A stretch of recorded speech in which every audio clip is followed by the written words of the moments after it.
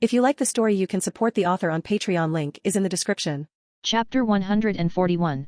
This Trainee Fatui Harbinger is too unreliable. The two of them wandered through the women's section of Ye publishing house. Luo Qing's basket was now filled with a bunch of light novels, their titles dripping with melodrama. But with Kamisato Ayaka's assistance, the number of novels was far less than what Luo Qing would usually buy for EI. When they finished checking out, the two of them stood silently at the entrance of the shop. Luo Qing's plan was simple: grab some desserts and head back to Tenshikaku. But judging by Ayaka's hopeful expression, it seemed she had no intention of leaving his side just yet. Luo Qing, where are we heading next? Ayaka's voice was soft, as if she were trying to recapture the atmosphere they once shared while strolling through Hanamizaka. I still need to buy some sweets. Seeing Ayaka's expectant face, Luo Qing couldn't bring himself to send her away just yet. He decided they'd go together to the street lined with food stalls. Soon, Luo Qing found himself holding two large bags, one stuffed with sweets and the other with light novels. Luo Qing, are all of these for that friend of yours? Ayaka asked curiously. It was her first time seeing someone buy such a massive haul of light novels and desserts all at once, almost as if he were restocking a store. Yeah, they're all for her. Luo Qing nodded, though his thoughts were preoccupied with finding a way to get Ayaka to go home. He couldn't exactly take her back to Tenshikaku with him, could he? Well then. Ayaka seemed to realize that Luo Qing's only purpose tonight was to buy things for that mysterious friend. In the past, she would have gracefully said her goodbyes and arranged another meeting. But now, she was reluctant to part ways so easily, fearing this might be their last encounter. Final moments between friends often go unnoticed until years later when they look back, realizing that the last time they met was long, long ago. After what the lady had said about Luo Qing returning to Snezhnia, Ayaka was determined to make the most of every opportunity to see him, leaving no regrets behind. Then, Luo Qing, I'd really like to meet this friend who loves sweets and light novels. Could I come along to deliver these with you? Ayaka's voice was timid, her tone almost pleading, as if she were terrified of being rejected. Luo Qing hesitated. It wasn't that he didn't want to introduce them, he was more worried that if Ayaka did meet her, that person would kill her to keep it a secret. And no, it's fine if I can't. Ayaka looked up, her eyes meeting his, filled with disappointment. It's okay if I can't go. I'll just head home. Seeing the hint of rejection in Luo Qing's expression, she didn't even have the courage to invite him back to Komor Tea House for another hot pot game. Staring at the dejected Ayaka, Luo Qing was at a loss for words. Since arriving in Teyvat, this was the first time a girl had ever looked at him with such a pained, sorrowful expression, barely hiding her disappointment. It tugged at his heartstrings in a way he hadn't expected. He hesitated for a long moment. Ayaka had already turned away, ready to leave, when Luo Qing finally spoke up. Miss Kamisato, where are you going? Hey! Ayaka spun around, a hint of embarrassment crossing her face. If you don't want me to go with you, where else could I go but home? I was planning to head back to Komor Tea House. Oh, but didn't you just say you wanted to meet my friend? Why the sudden change of heart? Luo Qing feigned surprise. But you just... Ayaka was confused. What? Did I say you couldn't come with me? Luo Qing's expression was innocent. Ayaka replayed their conversation in her mind. He hadn't explicitly said no, it was just his demeanor that made her assume he would refuse. All right then. But you have to keep this a secret, Miss Kamisato. My friend has a very special status.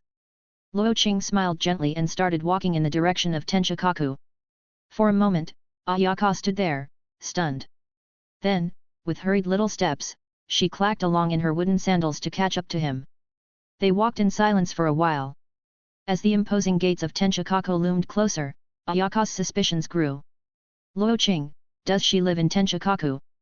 She asked quietly. Luo Qing hesitated before answering, more or less. But Miss Kamisato, you'll have to wait here. She doesn't like meeting strangers. Okay. Ayaka nodded softly. After all, her main goal was to spend more time with Luo Qing, not necessarily to meet this mysterious friend. It didn't matter if she remained unseen.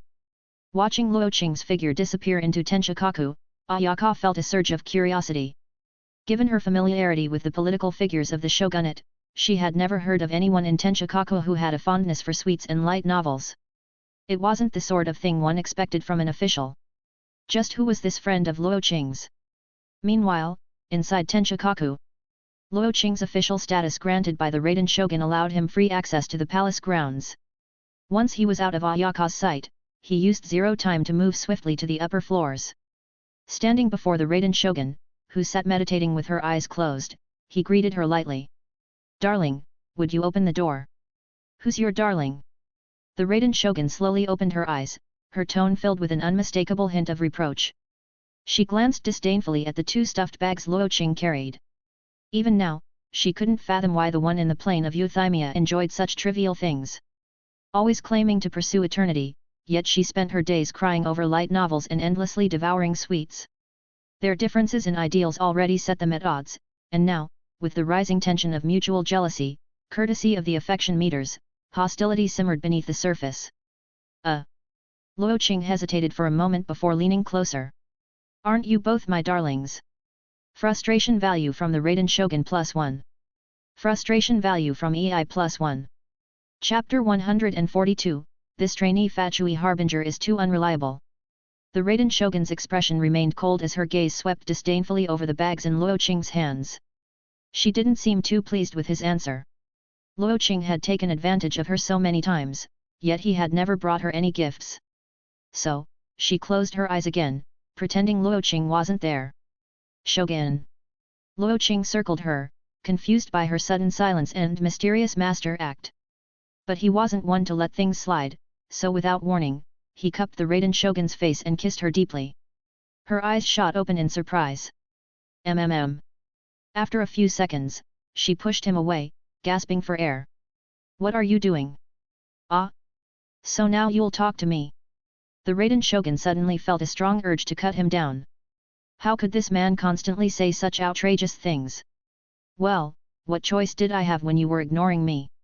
Luo Qing smiled playfully, ruffling her hair as if soothing her. "If you don't want me inside, at least help me take these to her." He placed the two bags of light novels and desserts at her feet.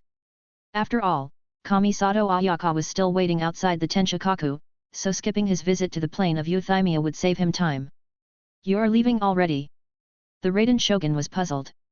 The night was still young, and judging by Luo Qing's usual antics, shouldn't he have stuck around to pester her for a while longer? "I'm meeting a friend later," Luo Qing said as he stroked her head gently. "See you tomorrow, Shogun." Before she could respond, Luo Qing had already left the Tenchikaku. He didn't want to keep Ayaka waiting in the cold for too long. After he was gone, the Raiden Shogun glanced at the two bags of light novels and desserts, her brow furrowing slightly. After a brief exchange of words with her counterpart in the plain of Euthymia, she waved her hand, tossing the bags into the inner world. Ever since Luo Qing had raised the affection meter between her and Ei, the two had started finding each other more and more unbearable, constantly bickering over things usually about Luo Qing or eternity. They argued almost every day now, always about something related to him or their conflicting ideals. Just as she was about to return to her meditation, a thought struck her, recalling Luo Qing's comment about meeting a friend. A friend? In Inajima? He was from Snezhnia. What friend could he possibly have here? Something felt off. After pondering for a moment, she sent a thought to Ei in the plain of Euthymia. Use the eye of corruption and check on him. Hey! Ei was confused. Why would I watch him? I've got nothing better to do. The Raiden Shogun calmly explained, he said he's meeting a friend. I want to know who that friend is. Are you serious? Ei found the whole situation amusing. She thought the Shogun was being overly controlling. Did she really need to spy on him just because he was meeting someone? But the Shogun didn't mind Ei's teasing, patiently adding. I have a feeling, that friend is a girl. Meanwhile, outside the Tenchikaku, Kamisato Ayaka stood at the base of the statue of the omnipresent god, gazing up thoughtfully at the imposing figure. She had chosen to wear a light blue kimono when she left the house with her brother Kamisato Ayato earlier. Now, as the night's cold wind slipped through the gap between her neck and collar, she shivered slightly. Rubbing her shoulders, Ayaka glanced back at the Tenchikaku. Luo Qing had been gone for a while now. Normally, dignitaries lived in the lower levels. How long could it possibly take? As she mused, a familiar figure emerged from the gates, waving toward her. Is it really that cold? Luo Qing asked softly when he saw Ayaka holding her shoulders. Wasn't she a cryovision holder? Could she even feel the cold? It's nothing. Ayaka shook her head. The wind just slipped into my clothes, and it felt a little chilly. Ah. Luo Qing glanced down at her outfit, a light blue kimono, so thin it looked like a gentle tug on the sash would send the whole thing sliding down, exposing her smooth, delicate skin underneath. If he got a little closer, he might even catch a glimpse of the mysterious landscape hidden beneath the folds of her collar. Sorry to keep you waiting. Luo Qing shook his head and slipped off his coat, draping it over Ayaka's shoulders. And no, it's fine. Ayaka blushed, feeling a surge of warmth not from the coat itself, but from the sweetness of the gesture. Her voice brightened slightly. So, where are we going next? Going? Where else could we go? Luo Qing found her question a bit endearing. It was already late at night, most of the shops in Hanamizaka were closing down. Where did she think they could go? With a mischievous smile, he bent down, his face nearing hers. So, Miss Kamisato, where do you think we should go at this hour? Ah! Ayaka was flustered. It finally dawned on her how late it had gotten. After wandering Hanamizaka with Luo Qing and waiting outside Tenchikaku for so long, the streets had all but emptied. There wasn't really anywhere left to go. I guess. Ayaka hesitated, unwilling to part ways now that they had finally reunited. It's getting late. How about I walk you home? Though I doubt you need anyone to protect you. Luo Qing said casually as he started walking toward Komor Tea House. Ayaka watched his back for a moment, her mind a little dazed, before hurrying to catch up. As they walked, she spoke softly. Luo Qing, you don't need to call me Miss Kamisato. Luo Qing chuckled, oh? So what should I call you? Just call me Ayaka. She mumbled, her face flushing pink as she lowered her head. All right then, Ayaka. Luo Qing smiled, finding her embarrassed demeanor quite adorable. They walked side by side through the quiet streets of Hanamizaka, and soon enough, they arrived at the entrance to Komor Tea House. Standing by the door were the tea house's hostess, Kaji, and Kamisato Ayato himself, both of whom had clearly been waiting for some time. It seemed like they had been worried that Ayaka might not come home tonight. Seeing her brother and the tea house hostess waiting, Ayaka understood that their time together was coming to an end. It was time to say goodbye to Luo Qing, at least for now. Chapter 143, This Trainee Fatui Harbinger is too unreliable. Taking a deep breath to calm her nerves, Kamisato Ayaka turned to Luo Qing. Luo Qing, I guess this is goodbye for now. Yeah, get some rest. You've had a long day. Luo Qing smiled, giving Ayaka's brother, Kamisato Ayato, a quick nod before preparing to leave. But Ayaka suddenly grabbed the corner of his coat, her face showing a trace of unease. What's wrong, Ayaka? Luo Qing, I'm sorry. I'm sorry about what happened before. Ayaka said softly, lowering her gaze. Before, I was so indecisive, because of my brother and my own hesitation, I kept giving you mixed signals. Oh, that. Luo Qing chuckled lightly. Don't worry about it, Ayaka. I understand. If Kamisato Ayato wasn't standing right there, he probably would have patted Ayaka's head to comfort her. So, can we still see each other often? Of course, but I'll be traveling for a while. I won't be in Inajima that much. Then, can I invite you to Komor Tea House again to play the hot pot game? Ayaka asked with a shy smile. Sure, after my trip.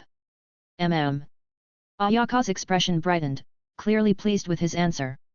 Then I'll see you next time, Luo Qing. Yeah, see you next time. With that, Ayaka turned around and began walking back toward the Komor Tea House. But she only managed a few steps before she spun back, sprinting toward Luo Qing. Right in front of Ayato and the tea house's hostess, Kaji, Ayaka suddenly spread her arms and wrapped them around Luo Qing's waist, pressing her face against his chest. Ayato's fists clenched so tightly, they practically trembled. Ayaka. Under the intense stare of Ayato, Luo Qing felt as if he were being sliced by 1,000 invisible daggers. He definitely hadn't expected Ayaka to pull such a sudden move. Luo Qing, you won't suddenly disappear without saying goodbye, right? Ayaka's voice was muffled against his chest. How could I? I'm not that kind of person. Okay. After a long moment, Ayaka finally released him, lifting her face from his chest. Well then, see you next time. Without giving Luo Qing a chance to respond, she quickly turned and ran inside the tea house, leaving Ayato and Kaji standing awkwardly by the entrance. Even Luo Qing was momentarily stunned. He never thought the typically reserved Ayaka would make such a bold move. Who would have guessed that Ayaka had such a straightforward side to her? It seemed that just a little bit of distance had made her drop her defenses so quickly. With a soft sigh, Luo Qing met Ayato's darkening gaze, shrugged and then walked off toward his safe house, ready to get a good night's sleep before heading back to Tatarasuna the next day to continue training the shogunate's captives. As he left, a deep purple eye of corruption materialized behind him. It had been following him since the moment he exited the Tenshikaku, transmitting everything it witnessed directly to Ei and the Raiden Shogun's consciousness. I think it's time to teach him a lesson. Agreed. Just don't kill him. Hanamizaka Winter's Rest Inn. Returning to his room, Luo Qing felt an overwhelming sense of fatigue wash over him. He opened the door, ready to collapse into bed and enjoy a deep sleep, only to find Rosalind lounging on his tatami mat, reading a light novel. Rosalind, don't you have your own room? Why are you always crashing in mine and hogging my bed? This room has the best lighting. Rosalind replied nonchalantly, closing her book. Even though Luo Qing never showed her the slightest bit of respect, not even addressing her as Lady Rosalind, she endured it. Because, unfortunately for her, she couldn't beat him. What are you even doing here? Weren't you supposed to be at Tatarasuna? Rosalind pouted, but Luo Qing remained unmoved. Did you tell Ayaka that I'd gone back to Snezhnia and wouldn't be coming back? No, I just said it was a possibility. Did that little girl actually believe it? Next time, keep your mouth shut, or I'll make sure you do. Look at you, not even grateful when I helped you out. Rosalind huffed, gathering her light novels and desserts before storming out of his room. As she exited, she muttered. Humph, who needs your room anyway? She slammed the door behind her in a silent protest against Luo Qing. That woman. I'll deal with you someday. Luo Qing muttered under his breath as he shook out the tatami to rid it of Rosalina's lingering scent. He dropped onto his pillow, closed his eyes, and just as sleep started to take hold, a surge of electro-energy flooded the room, making his hair stand on end. What now? Groggy and irritated, Luo Qing opened his eyes only to see a deep purple eye of corruption forming in the air above him. It cracked open, revealing a long, white leg sheathed in dark purple thigh-high slowly stepping through. Shogun! Luo Qing was stunned. Was the Raiden Shogun really so desperate that she'd come for a midnight visit? But the thought fled as quickly as it came when he saw the cold, electric light in her eyes and the katana gripped tightly in her hand. Oh! She's here to kill me. Luo Qing swallowed hard, ready to ask what he had done to deserve such wrath. Before he could get a word out, the Raiden Shogun swung her blade without warning, slicing his tatami mat in half. The violent sparks filled the room, scattering bits of shredded tatami all over. Damn it, Shogun, are you serious? Thank goodness he had activated Temporal Zero, narrowly avoiding being cleaved in two. What did I do wrong? Why are you trying to kill me? Humph, you tell me. The Shogun's cold snort was followed by another slash. She was precise, her strikes were controlled, just enough to slice Luo Qing in two without bringing down the entire house. Son of a! The room descended into chaos. Luo Qing darted around, dodging her relentless attacks, while the Shogun chased him through the room, turning his furniture into splinters with every strike. Next door, Rosalina's brow furrowed as she heard the commotion. What on earth was Luo Qing up to now? She had barely managed to start her light novel, and now he was causing a ruckus in the middle of the night? This was the last straw. With an irritated huff, Rosalind slammed her book shut, slipped on her slippers, and stormed to Luo Qing's room. Swinging open the door, she was about to give him a piece of her mind when she froze at the sight before her. Was she still dreaming? There, in the middle of the room, was the Raiden Shogun, straddling Luo Qing, her blade poised to plunge into his stomach. Chapter 144, This Trainee Fatui Harbinger is too unreliable. 144 DDD. For a moment, the three of them stood frozen, staring at each other. The tension in the room was thick, as if time had come to a standstill. You too. Rosalind was still in shock at the scene before her. She had met the Raiden Shogun once before and recognized her immediately. There was no mistaking it, this was the real deal. But the sight of the proud and untouchable Raiden Shogun straddling Luo Qing's waist, holding a blade poised to plunge into his chest? That was a whole different level of surreal. Not to mention, if the Shogun's position shifted even a little lower, it would reach an unspeakable place. And that crazed look in her eyes, something was off. Could it be that Luo Qing had seduced the Raiden Shogun, only to betray her with someone else? Was that why she was here in the dead of night, to skewer him? Humph! The Raiden Shogun snorted coldly, locking eyes with Rosalind for a brief moment before turning her gaze back to the man pinned beneath her.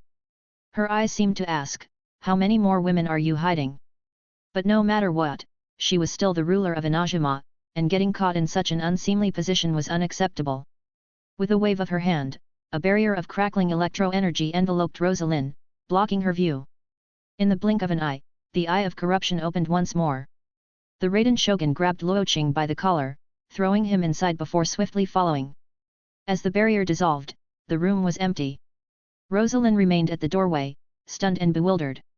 Where did they go? She frowned, staring at the empty room. She had been ready for some prime entertainment, eager to see if the Raiden Shogun would actually drive a blade through Luo Qing's heart. If she had, Rosalind would have thrown a party. Luo Qing, just how many secrets are you hiding?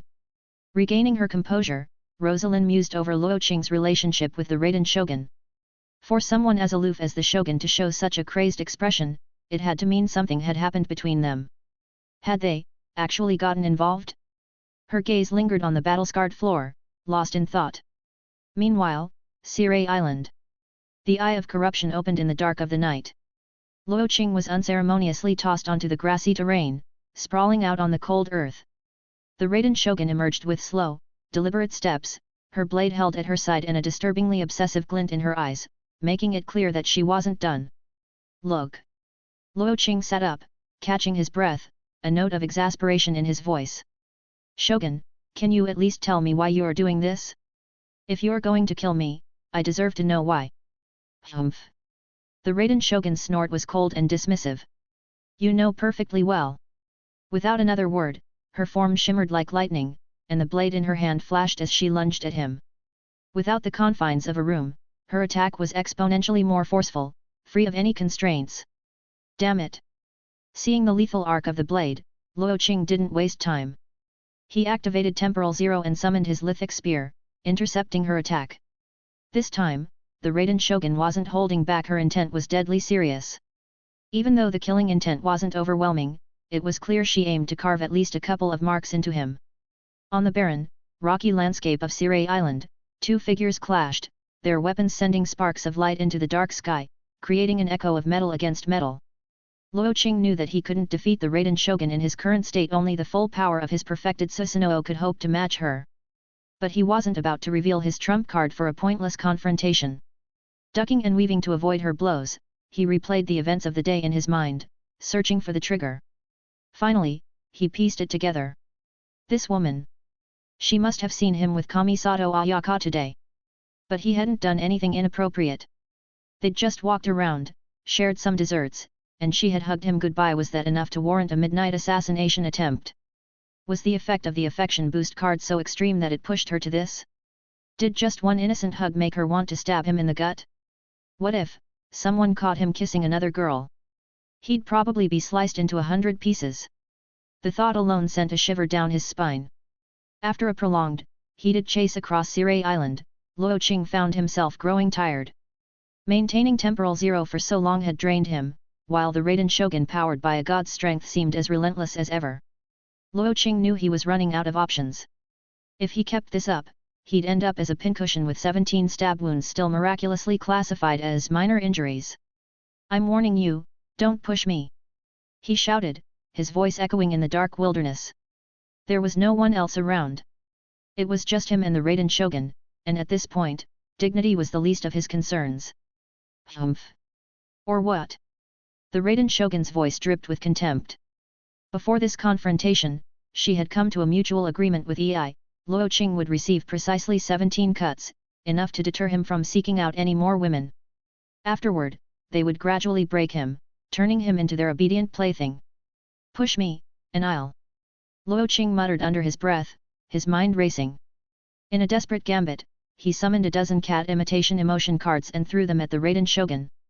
His current mental strength might not have been enough to overwhelm a god-tier entity, but surely, a dozen at once would make her sing at least the first line, right? What? The Raiden Shogun's voice trailed off, her expression freezing. A strange compulsion formed in her mind, her hands lifting to mimic feline paws as she choked out. Let's learn to meow together. Her entire focus was now diverted to resisting the compulsion in her mind. She had no energy left to pursue Luo Qing, and her blade clattered to the ground. Across from her, Luo Qing had stopped running, turning to face the struggling shogun with a sly grin. You did this, meow. She stuttered, half growling, half purring, her body stiff and her face contorted with effort. Yep, it was me. Luo Qing admitted with a chuckle, completely unapologetic. The effect of the emotion cards wore off, and the Raiden Shogun's eyes regained their clarity. She reclaimed her blade with a furious glint, ready to attack again. But before she could take a step, Luo Qing hit her with another barrage of emotion cards. Her grip faltered, the katana slipping from her fingers once more. She stood there, swaying, her face a mixture of rage and helplessness. You little! She seethed through gritted teeth. Still thinking about slicing me up? Luo Qing smirked. Well then, it looks like I'll have to offer a little apology. Before she could react, Luo Qing cupped her face in his hands and kissed her. But this time, he didn't stop at a mere peck. His movements were more intense, his technique refined. He trailed his kisses from her lips to her neck, to the sensitive curve of her ear. And the Raiden Shogun, for the first time in her life, was rendered utterly speechless. Chapter 145, This Trainee Fatui Harbinger is too unreliable. 145 DDD. When it comes to dealing with a Yandere, the best approach is a direct strike. And when the Yandere in question is someone like the Raiden Shogun, whose combat prowess is off the charts, you have to make your move before she pulls out the sword. Go all in until she has no desire left to stab you. The intense battle had come to a halt, and the night around Sirei Island turned silent once more. Only the sound of deep, passionate kisses could be heard beneath the pale pink sakura tree, where Luo Qing and the Raiden Shogun were locked in an embrace.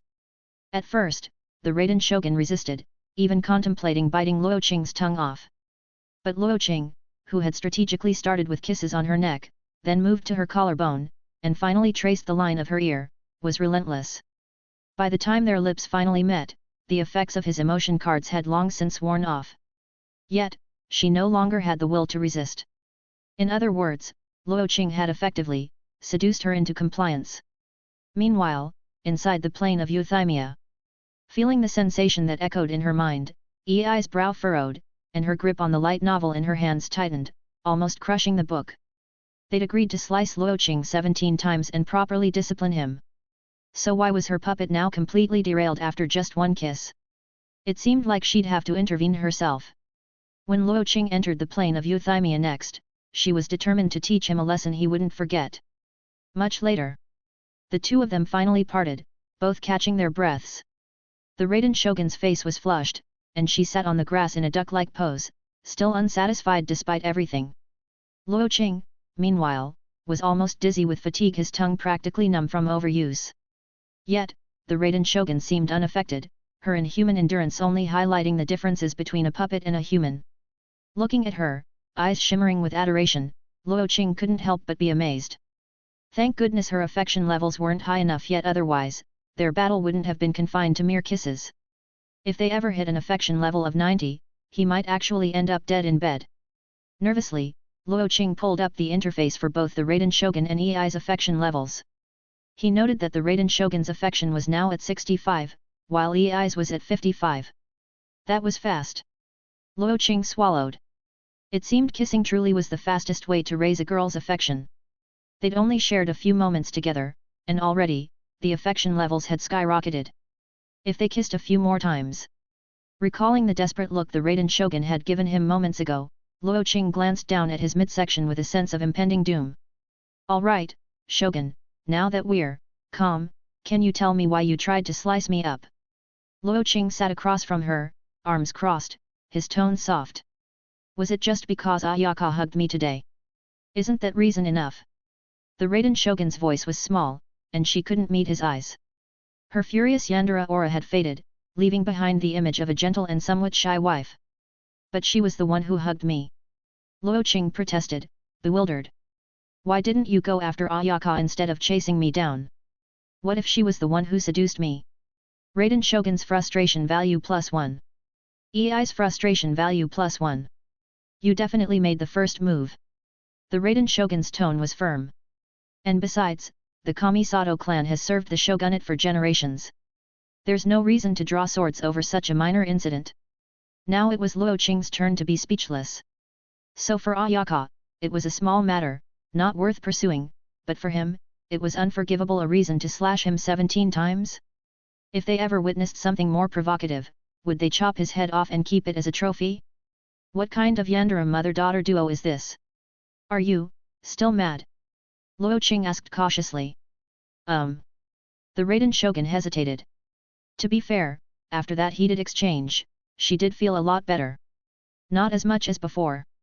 Watching her shy, blushing expression, Luo Qing had mixed feelings. Crap, is she secretly an M2? It's getting late.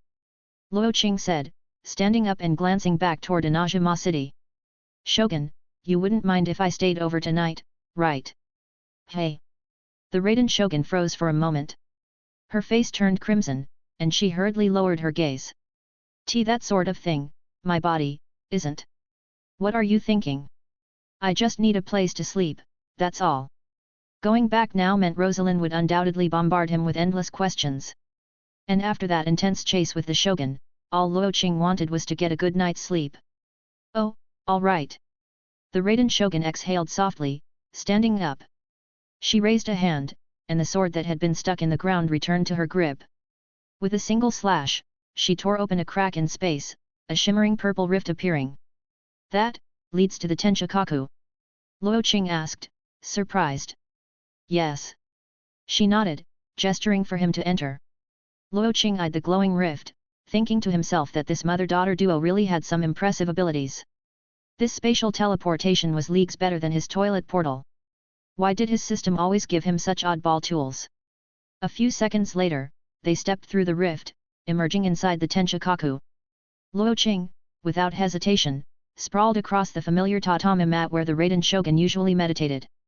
Exhaustion washed over him, and he shut his eyes. But within seconds of dozing off, he felt a piercing gaze on him.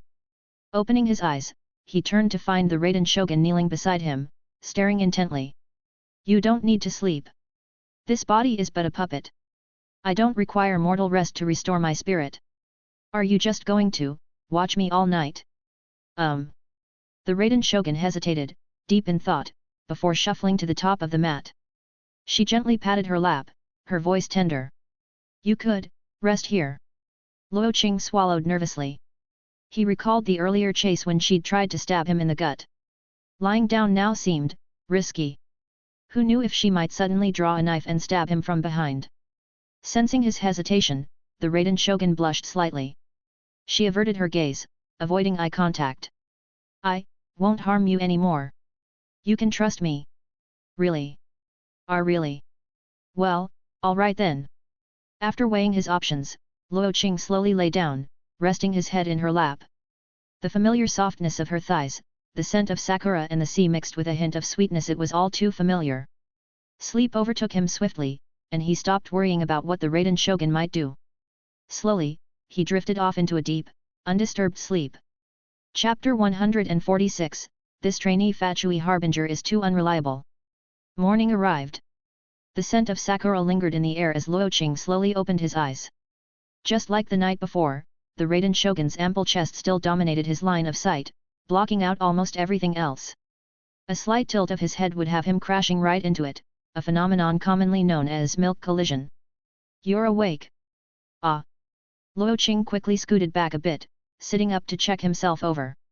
Good, all the essential parts were still intact. And there were no strange fluids lingering anywhere.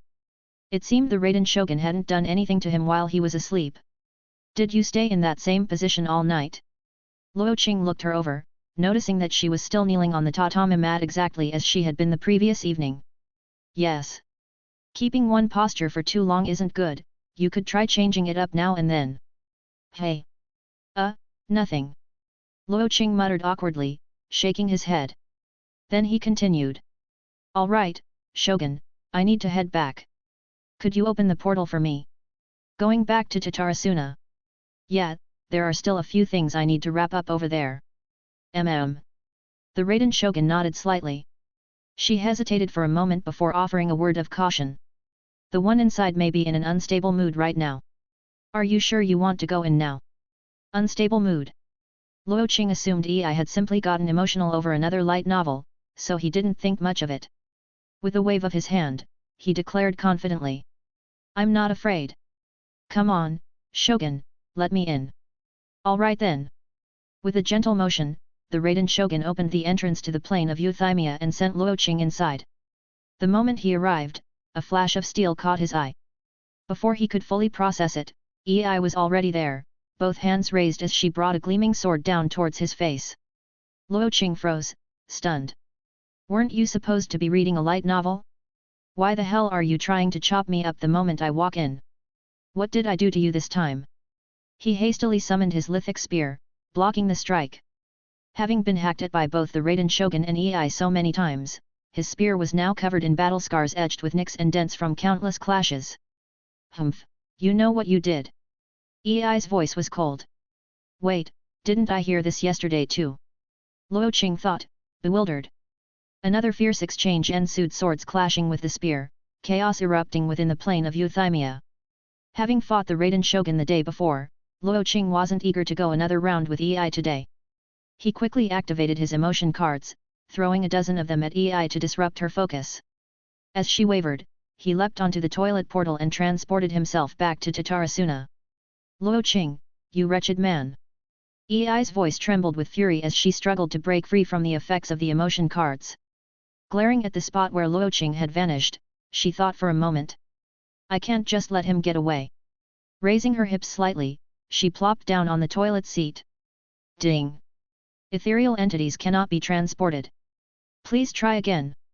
A strange mechanical voice echoed from the toilet, signaling the failure of the teleportation. Ethereal entities cannot be transported. I's brow furrowed. Did that mean only the Shogun's physical puppet could use it? So this thing was tailored specifically for Luo Qing. For a moment, I seriously considered slicing the toilet in half. Meanwhile, in Tatarasuna, a familiar flushing sound heralded Luo Qing's return as he emerged from the toilet, startling Teresa so badly that she spilled her rice porridge all over the ground. Lord Luo Qing! Teresa looked at him in a daze, still clutching the bowl. What's with that expression? Haven't you seen someone come out of a toilet before? And no, never. Teresa stammered, quickly lowering her head to continue eating what remained of her porridge. Although, with the way Luo Qing had dramatically appeared, there wasn't much left in her bowl. Pour me a bowl too. Luo Qing plopped down beside her. Oh okay. Teresa hurriedly set down her bowl, spooning another serving of rice porridge from the pot and handing it to Luo Qing. Did anything happen after I left last night? No. Teresa said while sipping her porridge, clearly annoyed. It's just that the resistance played their music all night long. It was impossible to sleep, and now my skin feels all dull and tired because of it. All night. Luo Qing was a bit surprised. No wonder my notifications kept popping up with frustration points throughout the night. It turned out the resistance had kept the captured shogunate soldiers dancing non-stop. As he pondered, a loudspeaker blared from Nizuchi Beach, filling the air with that familiar, obnoxious song. Luo Qing glanced in the direction of the resistance camp. There, lined up in front of the camp, stood the shogunate soldiers he'd captured the day before, still clad in nothing but their shorts, dancing in formation towards the shogunate camp. Unlike Luo Qing's casual oversight, the resistance troops had lined the formation with archers and spear-wielding soldiers, ready to strike at any moment if someone tried to flee. Looking at his interface, Luo Qing noticed a steady stream of frustration points rolling in. It wasn't just from the dancing prisoners, but also from Qiuzhou Sara's troops. Even she herself occasionally triggered a notification. The system seemed to count any frustration stemming from events Luo Qing set in motion, no matter who experienced it. So the bigger the chaos Luo Qing created, the more frustration points he raked in. Of course, not everyone felt frustrated. Just like in the shogunate army, some soldiers were there out of loyalty to the Raiden shogun, while others were simply slacking off to collect their paychecks. Not everyone reacted the same way. There would always be those who found joy in the chaos, hoping it would escalate. Alright, it's time to get to work. Oh okay. Teresa quickly gulped down the last of her porridge, snuffed out the campfire, and followed Luo Qing toward the shogunate camp. Lord Luo Qing, what are we doing today? You'll see soon enough. Shogunate camp. Qiuzhou Sarah clenched her fists tightly as she watched her soldiers, still in their dance formation, swaying in front of the resistance camp. Despite their numerical advantage, with enough forces to crush the resistance, Sarah held back from giving the order to attack. Luo Qing's presence alone was enough to deter her. She knew he was powerful enough to hold off their entire force by himself. Having already reported the situation to the Raiden Shogun, all Sarah could do now was bide her time, waiting for the Shogun to deal with Luo Qing personally. Lady Sarah, are we really not attacking today? Her advisor's voice carried confusion. With the resistance openly taunting them, how could their commander endure it? There will be no attack orders today. Return to training. But before she could finish, Luo Qing sauntered into the camp. What are you doing here again? Qiuzhou Sarah's voice was cold. She was a straightforward person and had nothing but disdain for traitors like Luo Qing. Why, I'm here to ease your worries, Lady Qiuzhou. Chapter 147, This Trainee Fatui Harbinger is too unreliable. Luo Qing chuckled lightly, standing next to Qiuzhou Sarah. His eyes were fixed on the resistance camp in the distance, a hint of amusement in his tone. They're getting really cocky over there. Lady Qiuzhou, how are you holding back? If it were me, I'd have already led the charge to wipe them out. +1 frustration value from Qiuzhou Sarah. Qiuzhou Sarah's brows furrowed. If it hadn't been for Luo Qing's betrayal, she would have taken Nazuchi Beach long ago. And now he had the nerve to taunt her? Why haven't I launched an attack? Qiuzhou Sarah snorted. I'm sure Lord Luo Qing already knows the reason. Of course I do. That's why I'm here to ease your worries, Lady Qiuzhou.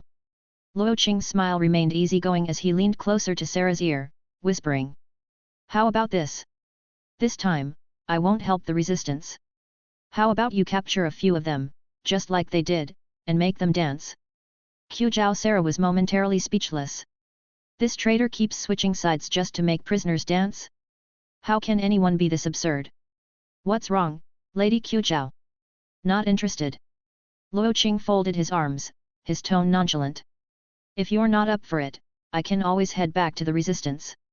Their commander seems more than happy to collaborate with me. The threat was clear, if Sarah refused, he'd simply go back to aiding the resistance. You. Qiuzhou Sarah's eyes narrowed as she grasped his implications. She was torn. Her principles wouldn't let her indulge in such frivolous behavior on a battlefield. Yet, if she refused to work with Luo Qing, she'd have no hope of victory. After a long moment of deliberation, Qiuzhou Sarah made her decision. She'd swallow her pride for the greater good. Defeating the resistance was more important. What do you want me to do? It's simple. Luo Qing gestured toward the dancing prisoners in front of the resistance camp, then patted Teresa on the shoulder. Just make sure the captured prisoners are still able to move. Leave the rest to my capable assistant here. +1 frustration value from Teresa. Teresa didn't need to guess. Lord Luo Qing was definitely going to make her teach another round of dancing. She felt a pang of frustration. Years ago, she had graduated from the recruits training camp with flying colors and joined the Electro-Chechen Mage unit, quickly making a name for herself with her outstanding abilities. But she had let her curiosity get the better of her and sneaked into a wealthy lord's quarters, catching him mid-change and getting caught herself. Since then, her career had nosedived, relegated to guarding a lonely post in Gaiun Stone Forest, spending her days outsmarting hilly churls. She had hoped that serving under Luo Qing would revive her career. Instead, she had become his personal dance instructor, tasked with teaching anyone and everyone to dance. Come on! She was an Electro-Chechen Mage. A member of an elite combat unit. And not just any member. Teresa was one of the best. The kind who could take on 10 at a time. What kind of elite warrior spends her days as a dance teacher? Lord Luo Qing, Teresa fidgeted, clearly reluctant to go through another round of dance lessons. What's the matter? Luo Qing turned back, his gaze meeting hers. And nothing. Teresa looked down. Forget it. She'd already committed to serving Lord Luo Qing. If he wanted her to teach dancing, so be it. Little did Luo Qing know what was running through Teresa's mind. After discussing the details of the attack with Qiu Sarah, he left Teresa behind in the camp and made his way back to the resistance camp. At the resistance camp, following Luo Qing's instructions, Goro had spent the night training the captured soldiers. At dawn, he paraded them out again, using their forced performance to taunt the shogunate troops. With Luo Qing's assistance, the resistance barely had to lift a finger to win their skirmishes. It was almost too easy compared to their previous struggles. Goro stood at the front of the formation, holding a telescope to monitor the shogunate's movements. Within the camp, soldiers were bustling about, gathering in formation. It seemed they were preparing for an attack. Bring the prisoners back. Everyone, prepare for battle. Goro's voice rang out as he began organizing the troops.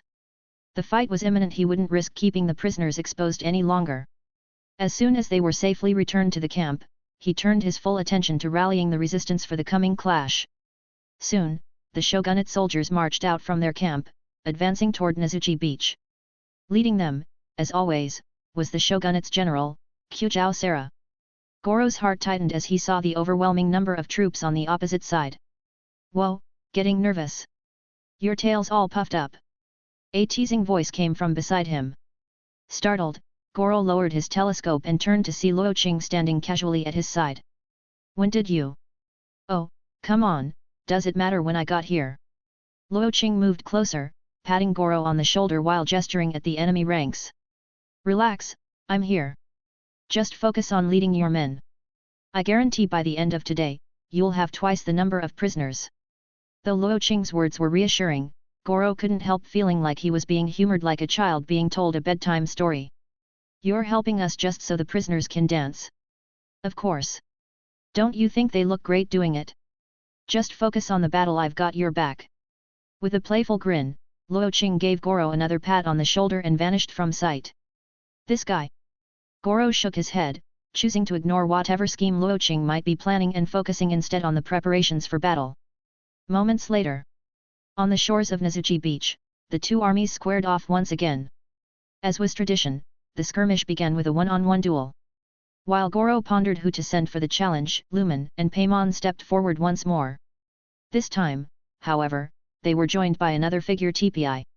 In the distance, Luo Qing watched the scene unfold.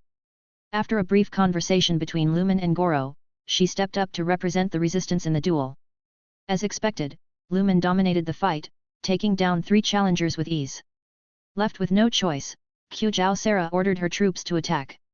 As the chaotic battle erupted, the resistance began to falter under the superior numbers of the shogunate forces.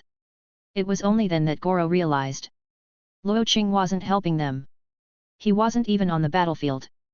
I knew it. That guy can't be trusted. But there was no time to dwell on it. Everyone, fall back. Goro's voice cut through the fray. But Qiu Sarah was not about to let the opportunity slip. She immediately ordered a pursuit. Stragglers from the resistance were quickly captured by the shogunate. Goro watched the chaotic retreat with a tight frown. Suddenly, a shout came from behind. He turned to see a woman wielding a massive black blade taller than herself, leaping into the thick of the shogunate ranks. Lightning crackled, and several shogunate soldiers were instantly sent flying. Chapter 148, This Trainee Fatui Harbinger is too unreliable. The sudden arrival of the Crux's mercenaries instantly shifted the tide of the battle. With their involvement, the previously struggling resistance forces were reinvigorated, launching a fierce counterattack against the shogunate forces. The Crux, known for years of fighting sea monsters and pirates on the high seas, displayed combat skills that were on par with the shogunate's soldiers. With both Baidu and Kazuha wielders of vision ripping through the shogunate's ranks, the battlefield quickly turned in favor of the resistance. For a moment, Qiu Sarah's gaze lingered on the white-haired boy amidst the chaos, her thoughts wandering. Retreat, everyone. The morale of her troops had plummeted, and to continue fighting would only lead to further casualties. She had no choice but to order a retreat. After suffering 2 consecutive defeats at Tatarasuna, her composure was starting to crack. Even as she ordered the retreat, her eyes darted across the battlefield, searching for any sign of Luo Qing. He had already caused her so much trouble in the past, and now she was convinced that this unexpected reinforcement of the resistance had something to do with him. It had to be him who went and found help for the resistance. She had thought it was strange when Luo Qing promised not to intervene directly, so his idea of not helping was to find allies for them. Meanwhile, hiding within a sunken ship along Nazuchi Beach, Luo Qing watched the scene unfold. Suddenly, he received another notification from his system. Frustration value from Qiuzhao Sarah +1+1+1. Luo Qing was baffled, looking down at the withdrawing shogunate forces below. What did I do to make that girl mad again? I didn't even step in. And those mercenaries had nothing to do with him. How did this get pinned on me? With the shogunate forces losing their will to fight, they quickly retreated. On the other side, the resistance, having suffered casualties of their own, chose not to pursue. As the battle came to an end, the Crux's mercenaries regrouped with the resistance fighters, taking a break together. A few familiar faces caught Luo Qing's eye, chatting with the traveler. From the look on the traveler's face, it seemed she was quite surprised that Baidu and her crew had come to Tatarasuna to support the resistance. Typically, mercenaries only fight when they have the upper hand, avoiding risky ventures at all costs. For Baidu to bring her crew here and side with the resistance, it was hard to say what her motives were. Having stood up Goro earlier, Luo Qing knew showing up now wouldn't earn him any friendly faces. So, after glancing down at the cheerful conversation below, he turned away and headed back to the shogunate's camp. After 2 consecutive defeats and losing many soldiers as prisoners, the shogunate's morale was at an all-time low. Even Qiuzhao Sarah herself seemed at a loss for how to restore their fighting spirit. For her, Luo Qing was an insurmountable obstacle. As long as he remained at Tatarasuna, any standard tactics against the resistance would be useless. Qiuzhao Sarah sat inside the war tent, deep in thought, trying to figure out how to handle the Luo Qing problem. Not long after, Luo Qing casually strolled into the tent from outside, as if nothing had happened. "What are you doing here again?" Qiuzhao Sarah's voice was icy. She swore she would never trust another word out of his mouth. "Just thought I'd help Qiuzhao Dano ease some of your troubles." Frustration value from Qiuzhao Sarah +1. Everything you've done, I've already reported back to Inajima City. The Raiden Shogun herself will decide your fate. I wonder if you'll be able to laugh as easily when the time comes. Qiuzhao Sarah's expression was stern, clearly believing that as long as she truthfully reported Luo Qing's actions, the shogun would deal with him appropriately, most likely by unleashing a bolt of lightning to turn him to ashes. Ha ha ha, whatever happens, happens, Luo Qing shrugged nonchalantly, finding her angry expression somewhat amusing. He wondered how Qiuzhao Sarah would react if she learned just how close he had gotten to the shogun.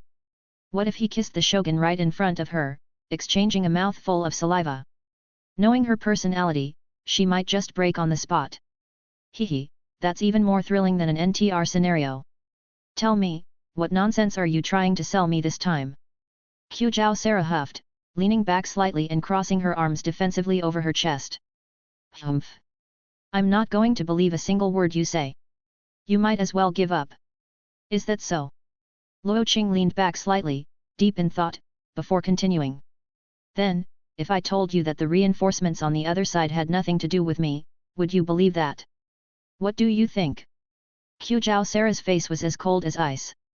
From the look on her face alone, Luo Qing could tell she had already made up her mind. She was convinced he had called in reinforcements for the resistance. Whether you believe it or not, those mercenaries from Liyue have nothing to do with me. Well, maybe just a little. Anyway, the agreement we made is still in effect, Qiuzhao Dano. Luo Qing got up slowly, walking over to Qiuzhao Sarah and narrowing his eyes slightly. I'll leave Teresa in your capable hands. If you capture any more prisoners, please be sure to send them her way for training. With quite a ways to go before his next big pull, Luo Qing did feel a bit guilty about messing with Qiuzhao Sarah's mental state like this, but he had to gather frustration values somehow. And why would I follow your instructions?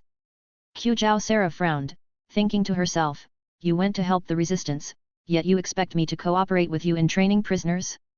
You think you can play both sides? Because it affects whether or not I'll switch sides to the resistance, of course.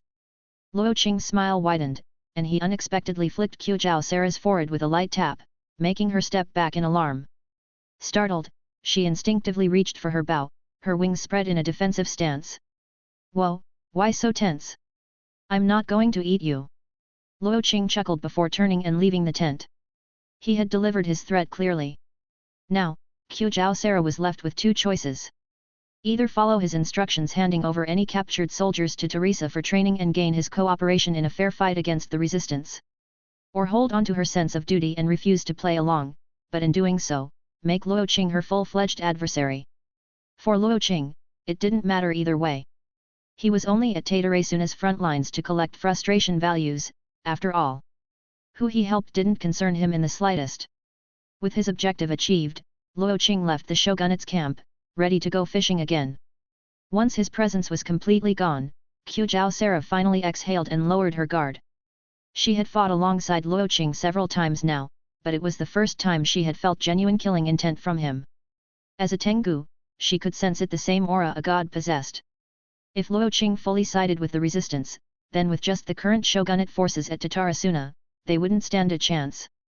Chapter 149, This Trainee Fatui Harbinger is too unreliable. In the plain of Euthymia. Sensing a familiar presence, Ei slowly put down the light novel she was reading. In front of her, the Raiden Shogun identical in appearance approached, her gaze sweeping disdainfully over the fully packed bookshelves of light novels scattered around the floor. What is it? The Raiden Shogun asked coolly. Typically, as a puppet, she rarely projected her consciousness into the plane of Euthymia unless the situation was crucial. Ever since her growing fondness for Luo Qing, she and Ei had barely spoken, their interactions strained by jealousy and ideological differences. But today, Ei had called her here, saying there was something important they needed to discuss. I think you realize it too. Luo Qing has used some kind of technique to manipulate our emotions, making us develop these feelings for him. Isn't that right? Is this what you called important? The Raiden Shogun's brows furrowed slightly. What if I told you, there's a way to remove those feelings? Ei's voice was calm. Ever since she discovered Luo Qing's ability to manipulate emotions, she had been pondering how to break free.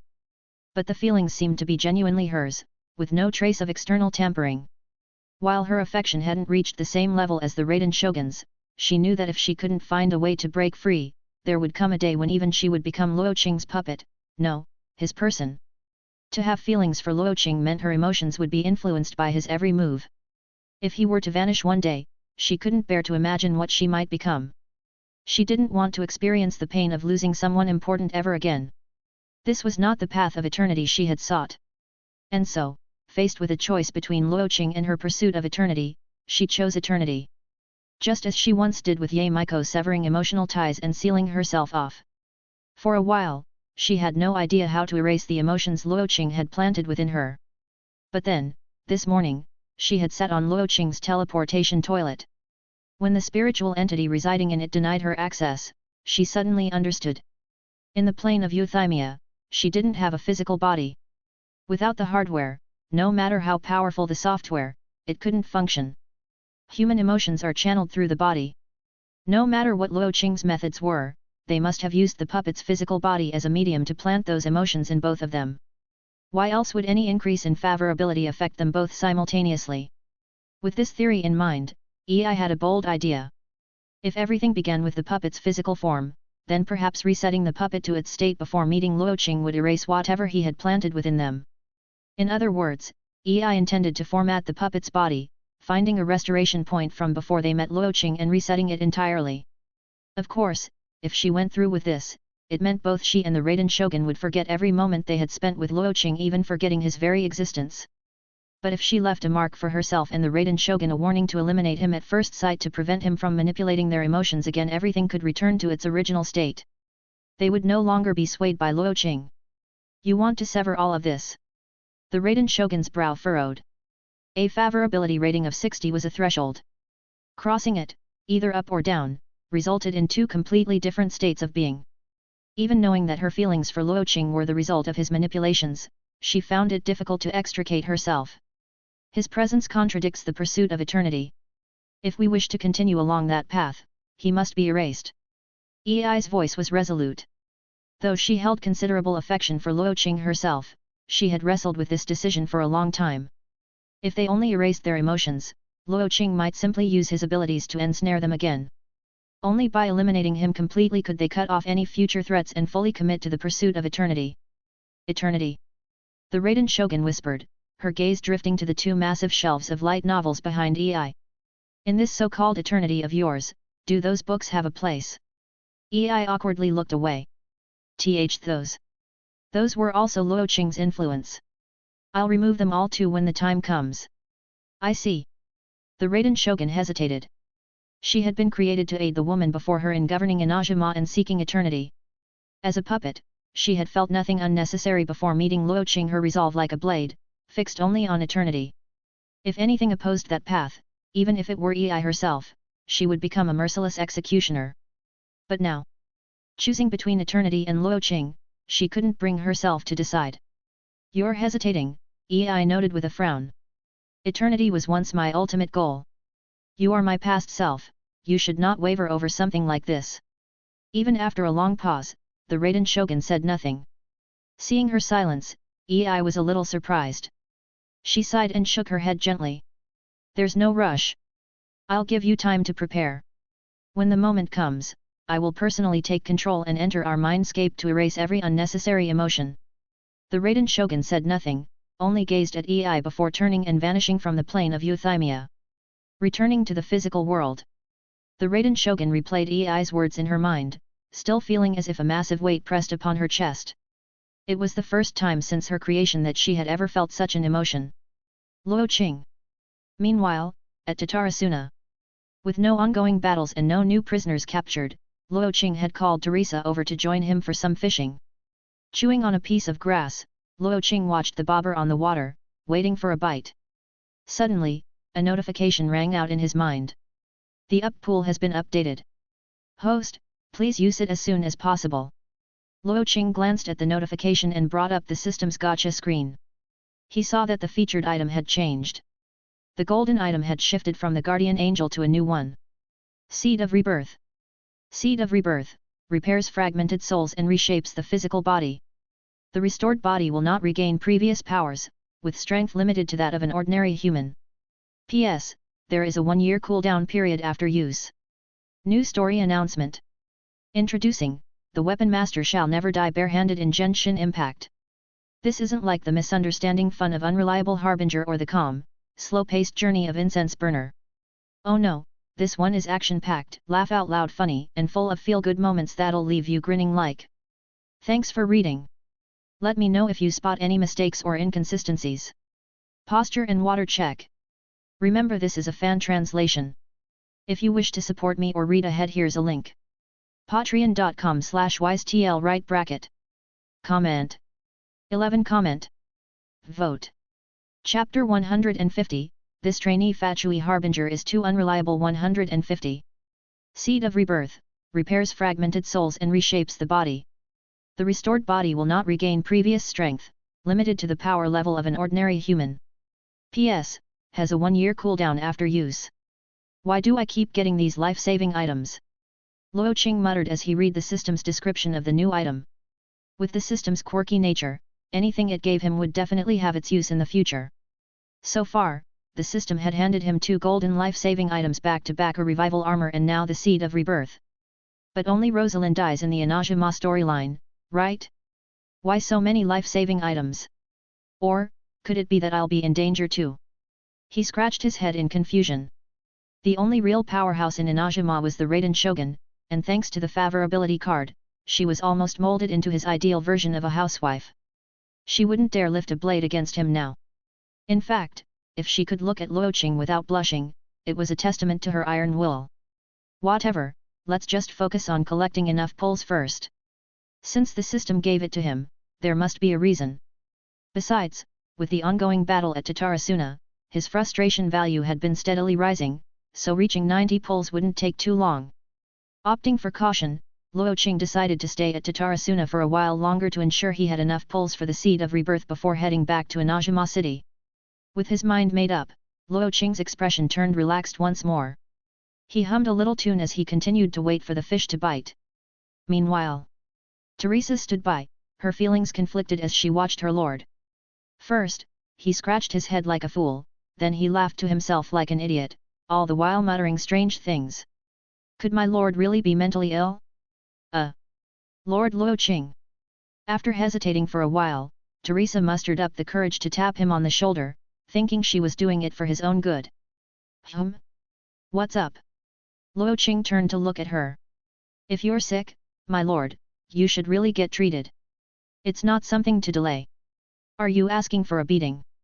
Without the thunderous storms, the view at Kanazuka had become much more pleasant. Several days had passed, and the war between the resistance and the shogunate army was still raging. After a few days in the shogunate camp, Teresa had returned to Luo Qing's side, claiming that she had successfully trained a group of shogunate soldiers to dance without her and that her personal teaching was no longer required. In reality, she had begged Luo Qing with tears and dramatic pleas not to mention some not-so-subtle attempts at seduction just so she wouldn't have to teach people how to dance in public anymore. It was just too embarrassing. In the end, she succeeded, and Luo Qing reassigned her to be his fishing assistant, standing by his side and offering over-the-top praise whenever he caught something. At Tatarasuna, with Luo Qing's earlier threats hanging over them, Qiu Sara had no choice but to make the shogunate troops bring out the resistance captives every day for public dance-offs, taunting the enemy in the process. As for the resistance, after Luo Qing bailed on them, Goro had planned to stop the whole prisoner dancing thing. But once the shogunate started showing off, the resistance soldiers already filled with resentment demanded they retaliate. Goro had no choice but to follow suit, dragging out their own captives to join the dance competition. And so, a strange nightly ritual took place at Tatarasuna's battlefield. By day, the two armies fought tooth and nail. By night, they brought their captives to the beach, cranked up the gramophone, and battled over which side had better dance coordination and rhythm. Driven by their competitive spirit, some soldiers even grabbed whips to ensure perfect synchrony. Anyone who messed up or broke the rhythm got lashed. Some nights, the dancing was so intense, even the fish in the sea were startled to death. It resembled elderly ladies fighting for dance space in the town square. At this point, Luo Qing, the mastermind behind it all, didn't have to lift a finger. Every evening, he'd receive a massive influx of frustration value without doing a thing. In less than a month, he had almost saved enough for 90 pulls. By now, he and Teresa had visited nearly every fishing spot between Kanazuka and Yashiori Island. Since he never left empty-handed, and sometimes resorted to electrocuting the water, fishing had lost much of its charm. With the situation at Tatarasuna more or less under control, Luo Qing decided to slip away without telling Qiu Sara and sneak back to Inajima City, waiting for Lumen and the resistance to launch their attack. One day, Luo Qing was considering visiting Scaramouche's delusion factory to borrow a boat for his trip back to Inajima City. Though he could have used his teleportation toilet, it would leave one toilet behind, something too valuable to entrust to anyone, especially not Teresa. On their way through Fort Fujitu, they happened to run into some familiar faces: Lumen and Paimon, leading a squad of resistance fighters. Oh, what a coincidence! Luo Qing grinned as he eyed Lumen and her companions. Been a while. So, you two have been promoted to officers now, hey? Luo Qing. It's you again. Paimon shouted angrily. Goro told me everything. You ditched us after promising to help the resistance. I had an upset stomach that day, so I took a sick day. Any issues with that? Luo Qing folded his arms and smiled. What, am I not allowed to take a sick day? +1 frustration from Paimon. Who would believe that? Paimon fumed, stomping her little feet. Luo Qing, what are you doing here? Lumen asked, frowning slightly. While Yashiori Island was considered neutral territory, running into a shogunate officer like Luo Qing here was definitely suspicious. Curious, hey? Luo Qing leaned in slightly, a mischievous glint in his eyes. Just as he had Lumen and Paimon's attention, he suddenly leaned back, laughing softly. Not telling you. +1 frustration from Lumen. +1 frustration from Paimon. Just passing through. See you around, ladies. Luo Qing waved casually as he and Teresa strolled past them. A few resistance fighters made a move to stop them, but Lumen quickly signaled them to stand down. She knew better than to provoke Luo Qing without good reason. As Luo Qing's figure disappeared down the road, his voice rang out again. Oh, by the way, one more thing. What is it? Lumen asked, puzzled. Luo Qing turned back and walked up to her, pulling a small, fist-sized mud ball from his pocket. I noticed that your aura is a bit dark, like a sign of impending disaster. I happen to have this all-healing pill. Take it, and any injuries will be instantly healed. It's only 100,000 mora. What do you say? Want to buy one? Spotted any mistakes or awkward wording? Let me know, I'm always looking to improve. Also, quick reminder, take a moment to check your posture and sip some water. Stay comfy while you read. If you enjoy this translation, consider supporting me on patreon.com/wisetl right bracket. Every bit helps me keep doing what I love. Thank you. Comment. 6 Comment. Vote. Chapter 151, This Trainee Fatui Harbinger is too unreliable. 151. 1 pill. Lumen stared at the dirt-clawed looking object in Luo Qing's hand, thinking, can you even call that thing a pill? Charging her 100,000 mora for it seemed a bit excessive. Just one bite, and any injury will be healed instantly. Special discount today, only 100,000 mora. So, what do you think? Want to buy one? Lumen eyed Luo Qing's expression, which was practically screaming scam artist. She had a nagging suspicion that buying from him would end poorly. When did you start selling things? She asked, puzzled. Oh? I didn't tell you. Luo Qing feigned surprise before continuing with a smile. Before becoming an executive, I was a traveling merchant. Yet, I used to peddle all sorts of medicines for bruises and injuries. It's totally normal to carry around some healing pills, right? A special deal for you, just 100,000 mora. 1 pill.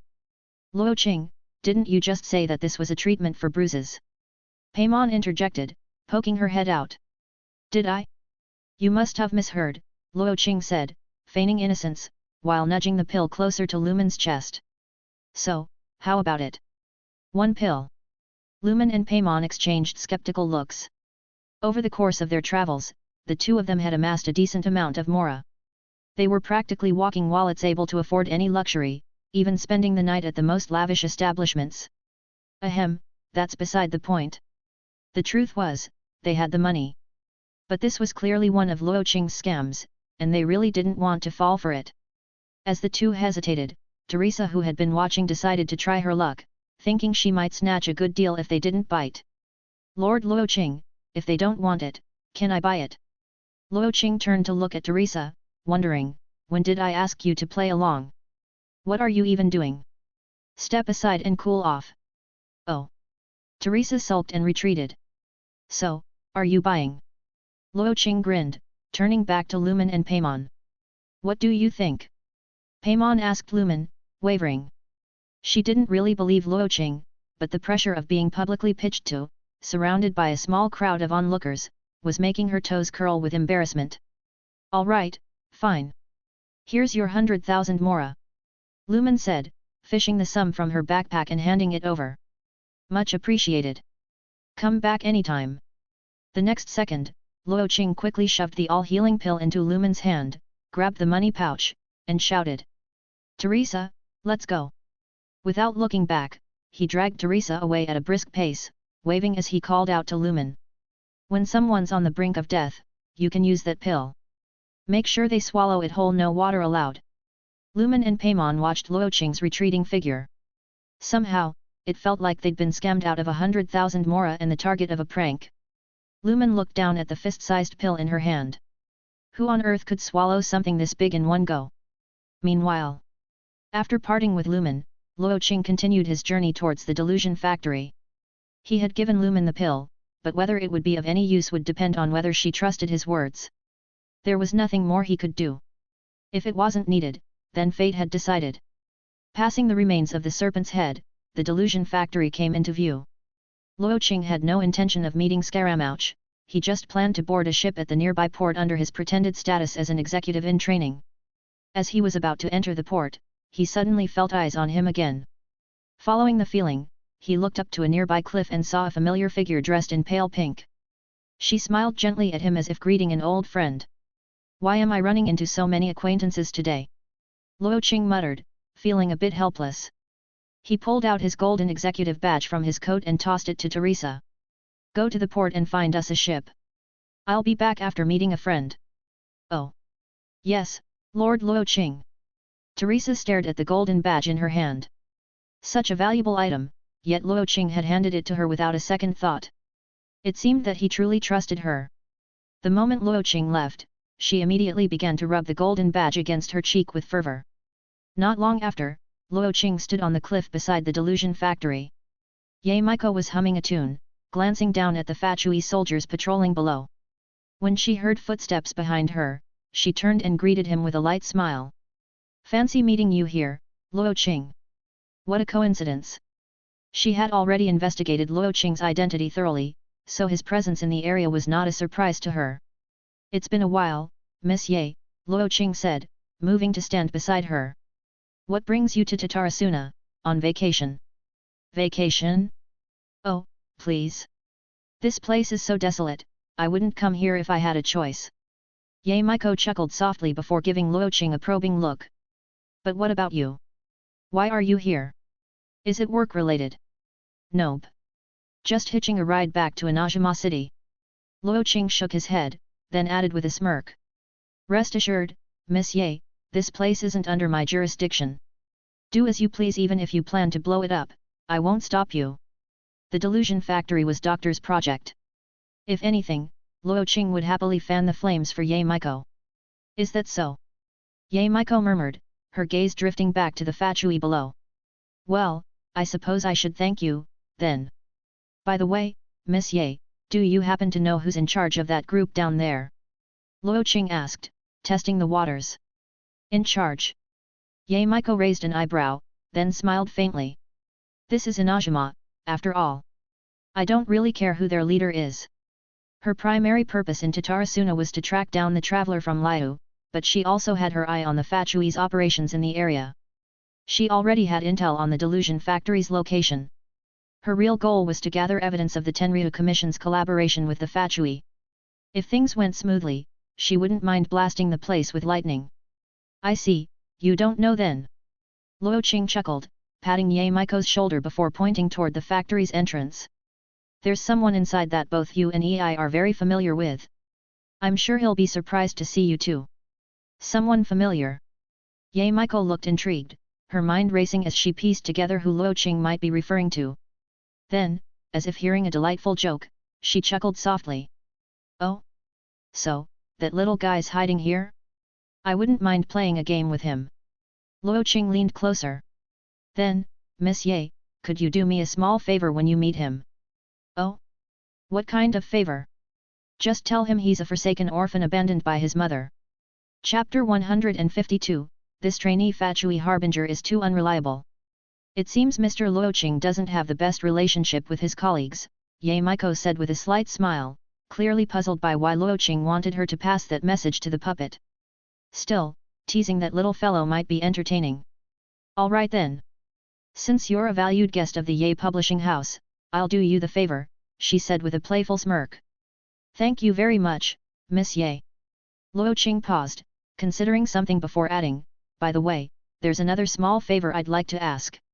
Oh. Ye Maiko arched an eyebrow, her eyes glinting with curiosity as she looked Luo Qing up and down. Just now, I agreed to help because Mr. Luo Qing is an esteemed guest of the Ye publishing house. But if you want me to assist you again. Her voice took on a teasing tone. That'll cost you extra, you know. That's fair enough. Luo Qing chuckled. If I'm not mistaken, Miss Ye is here because of Lumen, right? And? Ye Maiko nodded, her fox ears twitching ever so slightly. Since that's the case, I can give you a little tip, he offered with a mischievous glint. A tip? Ye Maiko's expression showed a flicker of doubt. If you keep an eye on the delusion factory, you might come across something unexpected. Luo Qing's smile deepened. Lumen might just storm in there in a rage, and if Miss Ye is interested in having a more intimate conversation with her, you could always try playing the hero and saving the day. My, it seems Mr. Luo Qing is quite well informed. Ye Maiko's face turned a shade more serious, her playful demeanor fading slightly. It was unsettling that Luo Qing seemed to have such an accurate grasp of her intentions she hadn't shared with anyone. Well? What do you think, Miss Ye? Isn't that a fair price? Luo Qing pressed. Ye Maiko pondered his words, then spoke again. Very well. What is it you want me to do this time? It's nothing too complicated, Luo Qing replied lightly. Just let me know when you bring Lumen back to Narukami Island. Mr. Luo Qing seems awfully confident, as if he knows exactly what will happen next, Ye Maiko said with a hint of suspicion. Does he really know the future? She wondered, but quickly dismissed the idea. He didn't seem like an astrologer. Just as she was getting lost in thought, Luo Qing interrupted her musings. All right then, Miss Ye. See you back in Inajima City. A glimmer of gold flashed in Luo Qing's eyes as he disappeared from her side, reappearing instantly at the foot of the cliff by the Fatui's makeshift harbor. That man! Ye Miko muttered, her hands lightly resting over her chest, her expression turning more contemplative. Meanwhile, Teresa, clutching Luo Qing's golden executive badge, managed to commandeer a small skiff from the harbor barely big enough for two. When she saw Luo Qing arrive at the docks, she stood on her toes and waved. Did you find a boat? Luo Qing glanced at the various ships docked in the port, assuming one of the larger ones was his ticket back. Yes, Lord Luo Qing. It's over there, Teresa pointed to the outer edge of the harbor, retrieving the badge Luo Qing had entrusted to her from her pocket. Here, your badge. MHM. Luo Qing took back the badge, about to head in the direction Teresa indicated, when he noticed a strange dampness. Looking down, he saw a faint shimmer of moisture clinging to the surface. His face darkened as he turned to glare at Teresa. What did you do to my badge? Teresa froze, the joyful expression she wore moments ago now turning stiff. Well, speak up, or I'll leave you here while I sail back on my own. No, no, no. I'm sorry, Lord. It's just. I might have tasted it, Teresa stammered, staring at her feet. Frustration value +1 from Luo Qing. There's something wrong with this girl, Luo Qing thought. If she'd taste the badge, who knows what she'd do if he handed her his spear. Sigh. Never mind. I'm used to this by now. Let's get on the boat, Luo Qing said, glancing upwards in exasperation as he walked toward the dock. But as he made his way down the pier, he quickly noticed something off. There was no proper boat waiting for him, just a tiny skiff, barely big enough for two people. He turned and pointed furiously at the boat, his voice sharp with annoyance. Is that what you found? Well. Teresa looked down, fiddling with her fingers nervously. I asked about the cargo ships, but they're all under orders from the doctor. They'll be heading back to Snezhnaya soon, and even with your badge, I couldn't convince them. Luo Qing's gaze darted from the tiny skiff to Teresa. If this wasn't one of her tricks, he'd eat his hat. Fine then, you stay here and figure out your own way back. Wait, what? Teresa's voice trembled as she watched him step toward the skiff. Before he could take another step, she clung to his leg like a stubborn limpet. Let go of me. Frustration value +1 from Luo Qing. Lord, you can't just abandon me here. Teresa wailed, burying her face against his thigh. Her grip was so tight that Luo Qing couldn't shake her off. The commotion was beginning to draw the attention of nearby Fatui soldiers, who were now watching with mild amusement. Let go, right now. No. If you don't let go, I'll force you. Even if you beat me to death, I'm not letting go. Frustration value +1 from Luo Qing. For the first time since his reincarnation, Luo Qing felt utterly drained. Why had he even bothered to save this girl in the first place? Fine, fine. You can come, he finally relented, feeling defeated. Really? Teresa's eyes sparkled with hope. Would I lie to you? Of course you would. You lied last time when you told me to warm your bed. I waited all night, and you never came back. Teresa grumbled. Luo Qing's face twitched. Ahem. I trust you, my lord, Teresa said, quickly standing up and beaming with a bright smile. Lord Luo Qing, I'll pilot the boat. I'm really good at it. Fine. Luo Qing had no energy left to argue with her. Once Teresa climbed aboard the skiff, Luo Qing moved to follow her only to find there was practically no room left. Where am I supposed to sit? Teresa blushed, hesitating before rising slightly and gesturing to her lap. Lord, you can sit here, and I'll just sit on your lap. Chapter 153, This Trainee Fatui Harbinger is too unreliable. Several days had passed. In the end, Teresa's little schemes didn't succeed. Though the skiff was fast, the journey still took several days. If Teresa had been allowed to hop on, she'd have surely clung to him at every opportunity. Thus, the two ended up sitting side by side in the cabin. Even so, Teresa still found every excuse imaginable to snuggle up to Luo Qing over the past few days. Seasickness, anemia, cramps, any excuse would do as long as she succeeded in her mission. After several days of this, Luo Qing felt like his body was marked all over by Teresa's constant nuzzling. He couldn't quite explain it. Teresa was undoubtedly attractive, her beauty and figure could hold their own even in Teyvat. If this had been his past life, with Teresa acting so clingy, he wouldn't have just agreed, he might have left her unable to get out of bed. But now, he felt no interest at all. He couldn't figure out why. Maybe it was because this girl was just a bit unhinged? He was way too smart to risk catching her particular brand of craziness. When they finally returned to Inajima City, Luo Qing, exhausted from days of her antics, didn't even bother dealing with her directly. He came up with a random excuse, sent her off to play with Natalia and the others, and finally enjoyed some peace and quiet. Since his last experiment using a toilet to fast travel to the plane of Euthymia, Luo Qing hadn't gone looking for Ei or the Raiden Shogun. After all, the last time he'd warped there unannounced, Ei had immediately taken a swing at him without even asking questions. The news about Tatarasuna had probably reached Kyujao Sera by now, and Luo Qing was curious to see what kind of reaction the Raiden Shogun would have. Without thinking too much about it, he headed for Tenchikaku. The approach was familiar as always. Luo Qing leapt up from the balcony and flipped into the Raiden Shogun's room. Nobody would stop him if he used the front door, but sneaking in this way felt much more exhilarating. "You're back." From the elevated platform, the Raiden Shogun slowly opened her eyes, turning to look at Luo Qing as he approached. A trace of softness flickered in her gaze.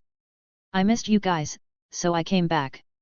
The Raiden Shogun furrowed her brow slightly, turning her head away as she resumed her seat. "Humph. If you'd left out the guys, I'd be happier." Was it his imagination, or was the Raiden Shogun sulking? Was this emotionally reserved puppet really pouting? "Well, I missed you the most." Luo Qing chuckled, reaching out to touzle the Raiden Shogun's hair before pulling her into his embrace, inhaling the faint cherry blossom scent from her neck. "Don't you think you went too far into Tatarasuna?" The Raiden Shogun didn't seem to mind his touch, tilting her neck slightly to expose more of her pale skin. Picking up a scroll of official documents from the table, she tapped it against his forehead. "Oh." Luo Qing's curiosity was piqued. He paused, taking the scroll from her hands to read it. As expected, it was a strongly worded report from Kyujao Sera. The fiery language and agitated tone practically leapt off the page, making it easy for Luo Qing to imagine how furious Sera must have been while writing it. She'd probably been counting on the Raiden Shogun to punish him severely. But what she didn't know was, her revered Raiden Shogun belonged to him. He couldn't help but chuckle darkly to himself. It was all for good reason, of course. Surely the great Shogun wouldn't punish me, right? Luo Qing buried his face back in her neck, much like Teresa had tried to do to him on the skiff. Cough, cough. That comparison sounded a bit melodramatic. Still, don't push your luck too much. The Raiden Shogun's voice dropped slightly. If Kyujao Sera finds out how lenient I've been with you, it would undermine the dignity of the Shogun. All right, just this once. I won't do it again, Luo Qing murmured, his tone carrying a hint of mischief as his kisses trailed upward from her neck to her cheek and finally to her lips. Their lips met, and soon, their playful sparring turned into an exchange of passion. But as their kisses deepened, Luo Qing noticed something odd. Wasn't he usually the one leading? Today, it seemed like the Raiden Shogun was taking the initiative, almost as if she couldn't get enough. Could it be? A bold idea popped into Luo Qing's mind, and his hands began to wander. This time, she didn't stop him. In fact, her breathing quickened. Taking advantage of the moment, Luo Qing launched a full-on assault, his hands moving with precision. Opportunities like this were rare, and he intended to seize it with both hands literally. After an intense exchange, the Raiden Shogun's clothing was in disarray, leaving only the essentials covered. Shogun! Luo Qing murmured tenderly.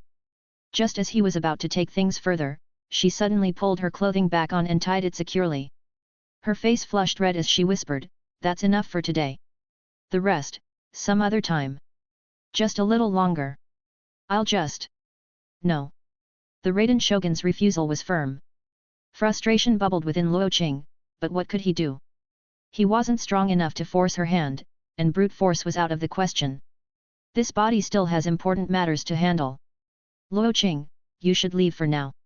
She added softly, also, I'll be undergoing training for a while.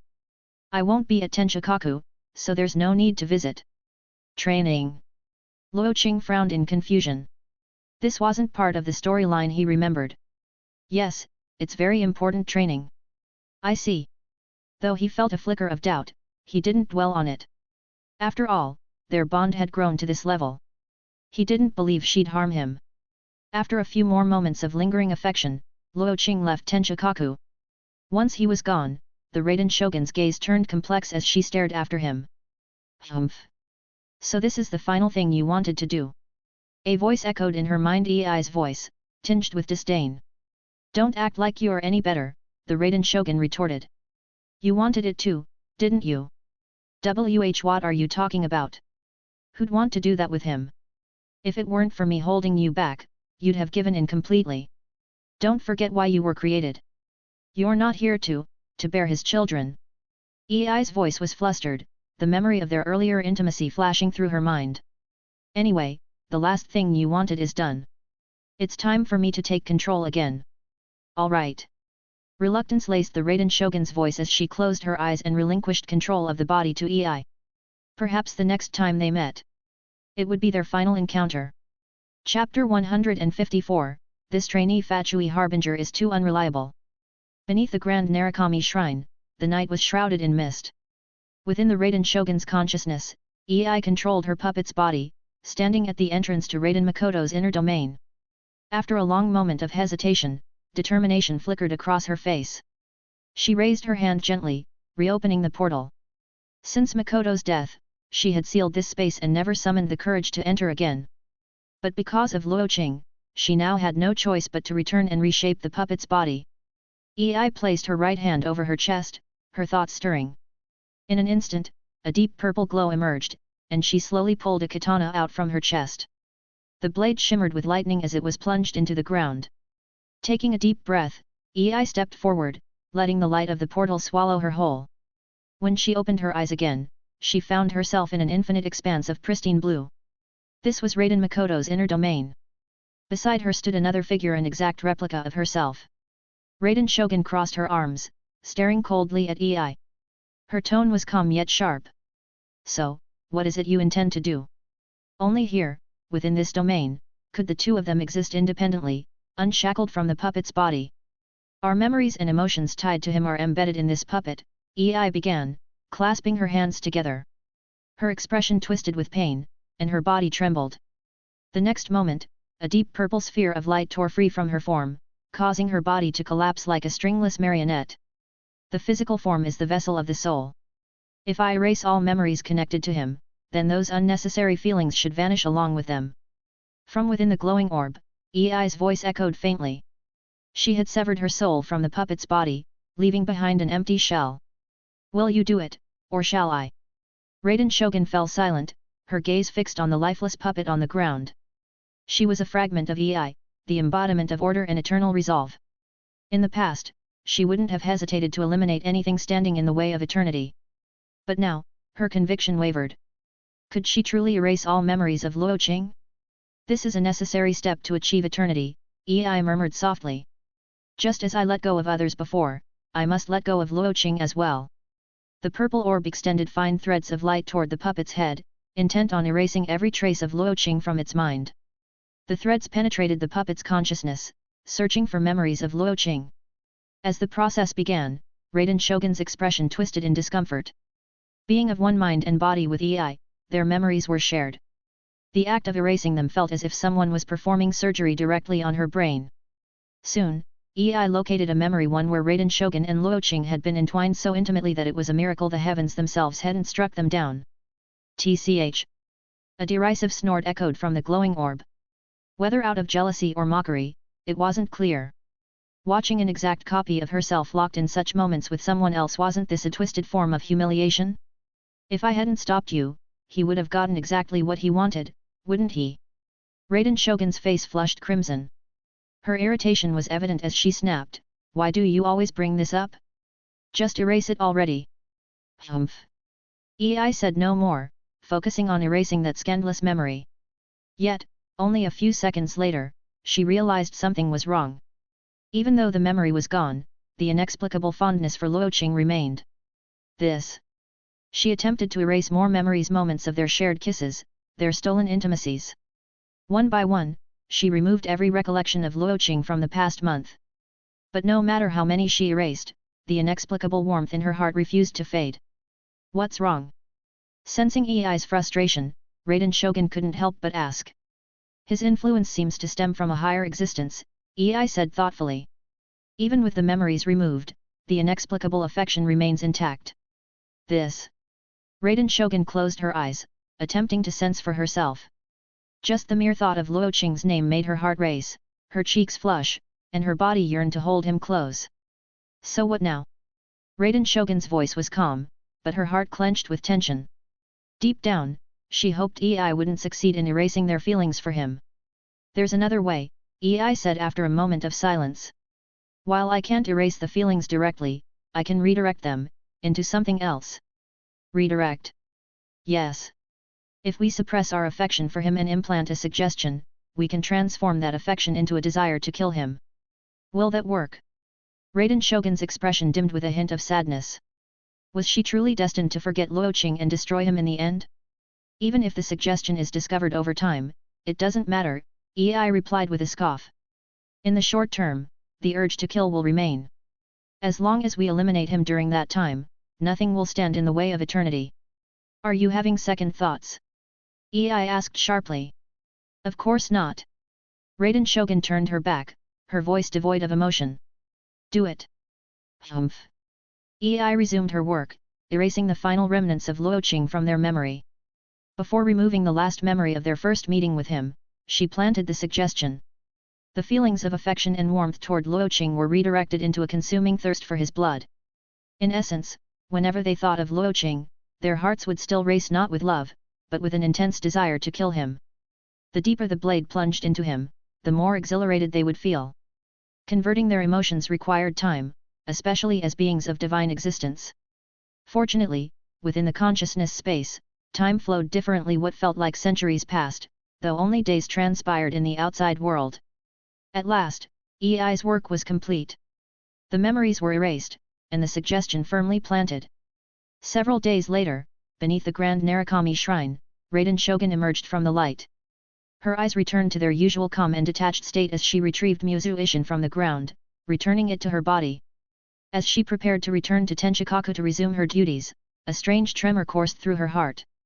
She stared at her hand, her expression momentarily clouded with confusion. It felt as though she desperately needed to find someone and cut them down with a single strike. Chapter 155, This Trainee Fatui Harbinger is too unreliable. Achoo! Who's thinking about me? Luo Qing rubbed his nose. Ever since his body had been enhanced, it had been ages since he'd last sneezed. "Milord, are you all right?" Natalia's voice carried a hint of concern. As Luo Qing's rotating personal assistant, it was her turn to take care of his daily affairs after swapping shifts with Teresa. "I'm fine. Maybe someone's secretly in love with me." Luo Qing chuckled, shaking his head as he grabbed his fishing rod, ready to head out. Suddenly, a carrier pigeon flew in through the window, dropping a pink-edged envelope before flapping away. Picking up the envelope, Luo Qing noticed a faint cherry blossom scent lingering on it, an unmistakable trace of that sly fox. Opening it confirmed his suspicions. The letter was signed by none other than Ye Maiko. The note explained that Lumen had been taken to the Grand Narukami Shrine. If he wanted to see her, he could head over there. The tone of the letter resembled that of a small, sulking fox baring its teeth at him in frustration. From Ye Maiko's perspective, Luo Qing had seemingly anticipated her every move and intention, including her plan to use the Gnosis to rescue Lumen and bring her to the shrine for her purposes. For someone as cunning as Ye Maiko, the thought of being toyed with in such a way was unbearable. Yet, there wasn't much she could do to him, hence, the letter filled with her pent grievances. "Milord, this is..." Natalia glanced at the letter curiously. "Nothing. Just a grumpy fox venting," Luo Qing replied with a chuckle, casually burning the letter. "Shall we still go fishing, milord?" Natalia asked hesitantly. Fishing was the one activity that tested her patience to the limit. She could handle almost anything Luo Qing asked of her, but the slow pace of fishing made her feel like she was dying inside. "Of course, why not?" Luo Qing let out a hearty laugh, slinging the fishing rod over his shoulder as he headed out. Whatever Lumen and Ye Maiko were up to had nothing to do with him. He just had to wait for them in Inajima City. Oh. Natalia sighed softly, following Luo Qing dejectedly. Several days passed. Since the near-intimate encounter with the Raiden Shogun, Luo Qing had visited Tenchikaku a few more times. As she had warned, the Shogun wasn't there. After a few failed visits, Luo Qing decided it wasn't worth the trouble to keep going. When Lumen arrived, the Shogun would surely return as well. Meanwhile, Kamisato Ayaka's mood had visibly improved ever since she heard Luo Qing was back in Inajima City. She frequently invited him to Komore Tea House for tea or to stroll through Hanamizaka and browse light novels together. Over time, even Toma had come to accept that Luo Qing and Ayaka shared a close and possibly romantic relationship. He wasn't particularly thrilled about it, but as the Kamisato estate's housekeeper, this was something for Lord Kamisato to worry about, not him. One day, Luo Qing found himself once again invited to the Komore Tea House. This time, Ayaka and Toma were both there, waiting to play a thrilling three-person game with him. Same game as last time? Luo Qing asked in a low voice as he closed the door behind him. I don't mind, Ayaka replied, her face tinged with a faint blush. Same as before? Isn't that too much for Lady Ayaka? Toma hesitated, his concern for Ayaka's well-being evident. It's fine. I can handle it. Ayaka insisted, her gaze steady as she looked at Luo Qing. Well, if Ayaka says so, then let's begin. Luo Qing shut the windows, pulled a small box from his coat, and set it on the table. At the same time, Lumen had returned to Inajima City after completing her training with the Raiden Shogun. Following Ye Maiko's instructions, she made her way to Komore Tea House to seek help from Kamisato Ayaka and Toma. Her wanted status hadn't been cleared yet, so she had to sneak in to avoid drawing unnecessary attention. Exchanging a quick glance with the tea house manager, Xiao, Lumen, and Paimon slipped into the tea house. After confirming Ayaka and Toma's presence, they headed toward the room where they had once played a hot pot game together. As they approached, strange sounds drifted from inside. Luo Qing. I can't take it anymore. Hang in there, Ayaka. It's almost over. Lumen couldn't understand what was happening, but she was utterly shocked. Was she interrupting something she shouldn't? Luo Qing. What are you doing to Ayaka? Paimon didn't bother thinking twice. Assuming the worst, she yanked the door open with her tiny hands. Light flooded the dark room, revealing the trio inside. Luo Qing. Stop bullying Ayaka. Wait, hey. Paimon had her hands on her hips, ready to scold Luo Qing, but froze at the sight before her. At the table, Luo Qing and Toma were sitting calmly, a pile of scattered playing cards in front of them. As for Ayaka, she was standing on one foot with a sunsisha balanced on her nose, her body wobbling to maintain balance. Luo Qing blinked in surprise before breaking into a grin. Oh, you two are finally back. What are you doing? Paimon scratched her head, completely bewildered by the scene. Playing a game of do dizu. Want to join? Luo Qing asked with a smirk. Just as he spoke, Ayaka finally lost her balance, collapsing onto the floor as the sunsisha rolled onto the table. Ayaka wasn't very skilled at do dizu, but she cherished the opportunity to spend time with Luo Qing. Even if it meant enduring forfeits every time she lost as the landlord. Her punishment for this round had been standing on one foot with a sunsisha balanced on her nose for a full minute. Do dizu? What kind of game is that? Paimon tilted her head, eyeing the cards in confusion.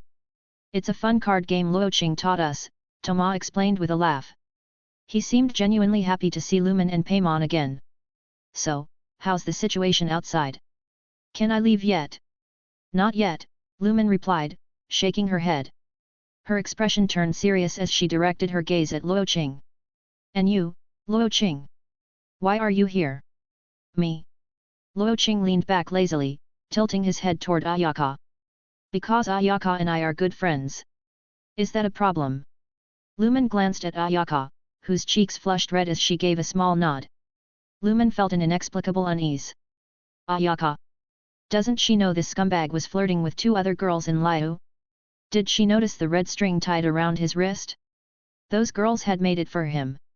Chapter 156, This Trainee Fatui Harbinger is too unreliable. You, what's with that look in your eyes? Luo Qing felt a chill run down his spine under Lumen's scrutinizing gaze. Instinctively, he tried to change the subject. By the way, that all-healing pill I gave you, did it come in handy? You knew he would. Lumen furrowed her brow slightly, a realization dawning on her.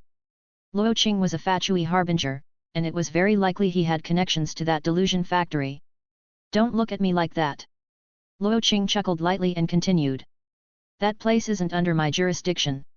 If you're seeking revenge, you'll have to take it up with Signora or the doctor, that's their domain. Lumen remained silent for a moment before murmuring softly. His life was saved, but the vitality he lost, it's irreversible. So, you're saying he's aged from a young man to an old one overnight, right? I see. That lined up with what Luo Qing had expected. The all-healing pill could only mend physical injuries. For something like a delusion, which drains life force, even the pill was unlikely to work. Don't look so glum. If you're still holding a grudge, you can settle it with Signora and the doctor later. Luo Qing stood up, patted Lumen on the shoulder, and pulled a small note from his pocket, handing it to her. He then turned to Ayaka with a calm expression. Well then, Ayaka, let's call it a day. Lumen still has something to discuss with you, so I won't overstay my welcome. Without waiting for Kamisato Ayaka to invite him to stay, Luo Qing waved casually and left the Komor tea house.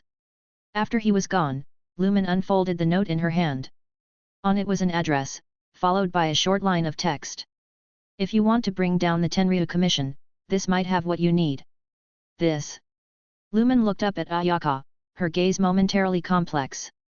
Meanwhile, elsewhere. Now that Lumen had returned to Inajima City, Luo Qing knew the in-game storyline was nearing its climax. He figured it was time to inform Rosalind and let her decide when to meet the Raiden Shogun. Although Rosalind had been forced into a recluse's lifestyle for a while because of him, her inherent pride and sharp tongue hadn't changed a bit. Sure, the Raiden Shogun acted all docile and sweet around Luo Qing, but anyone else would have to watch their tone in her presence or risk getting slashed. To bring Rosalind over from the Tsaritsa's side, Luo Qing would have to make the Fatui officially declare her dead, give her a new identity, and make her vanish from the public eye. Only then, when she was his subordinate, of course, would he not have to worry about Pierrot or the Tsaritsa coming after her. Leaving the Komor tea house, Luo Qing headed toward his safe house. But he hadn't gone far when he felt someone's eyes on him. Scanning his surroundings, he noticed several figures hidden among the crowd. They looked like ordinary passers-by, but their gazes occasionally darted his way, clearly thinking they hadn't been spotted. To Luo Qing, a veteran of the intelligence world, their attempts at stealth were as amateurish as kids playing hide-and-seek. TCH, familiar faces, too, Luo Qing muttered to himself with a wry smile. Many of those watching him were people he had seen at the Resistance's camp. A few of them had even trained under him, alongside Goro. No wonder they looked so riled up at the sight of him. Apparently, he'd trained them a little too well. So, they've already infiltrated this far. Luo Qing couldn't be bothered with the Resistance spies. Shaking his head, he prepared to head back. That was when a mature woman's voice called out behind him. It's been a while, Luo Qing. Turning around, Luo Qing saw Ye Miko approaching with her signature foxy elegance. What's this? Miss Ye, did you miss me? Luo Qing chuckled, casting another glance at the figures watching from the shadows. So, these people were they you're doing? Whatever are you saying, Luo Qing? Ye Miko's mischievous smile didn't waver. I was merely running a little errand for a friend in Inajima City. Surely, you wouldn't pin such baseless accusations on me. Her eyes narrowed slightly, and her smile suddenly turned sharp. But you, Luo Qing, don't you think you owe me an explanation for what happened in Tatarasuna? She hated being led by the nose, and Luo Qing always seemed to anticipate her every move. It irked her to no end. Explanation? For what? Feigning ignorance, Luo Qing tilted his head. I am a harbinger, after all. Knowing a few things here and there isn't exactly unusual, is it? Humph, still as glib as ever. Ye Miko snorted lightly before changing the subject, lowering her voice. How is she, lately? No idea, Luo Qing replied nonchalantly. She said something about training and hasn't been around for a while. He wasn't lying. Since their last, intimate encounter, it had been nearly a month since he'd seen the Raiden Shogun or EI. He had no idea what their so-called training entailed.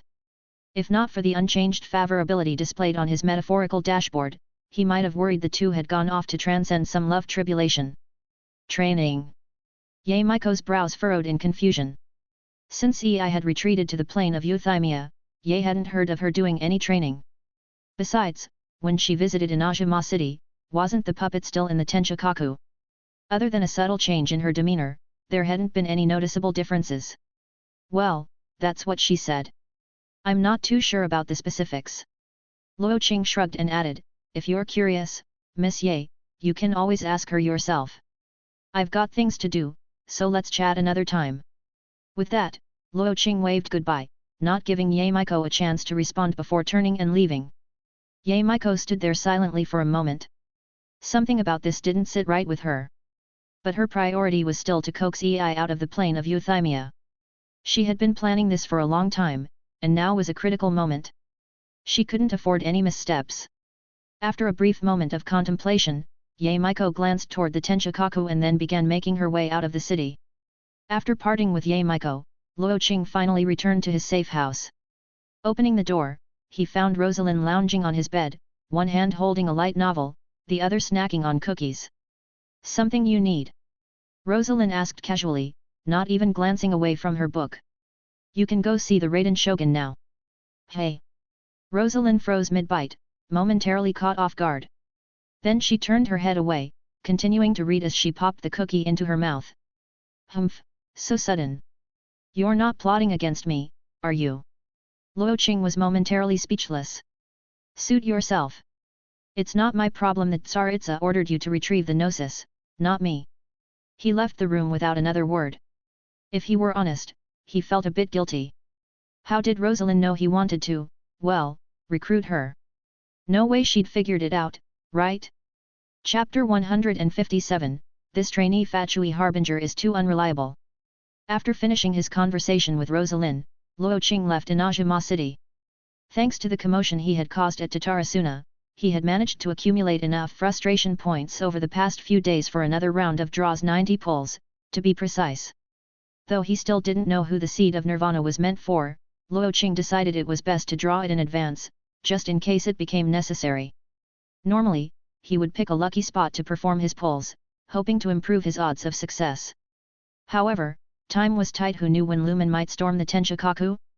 As a compromise, he headed to the camp where several captured samurai were being held, intending to conduct the pulls while assigning tasks to his subordinates afterward.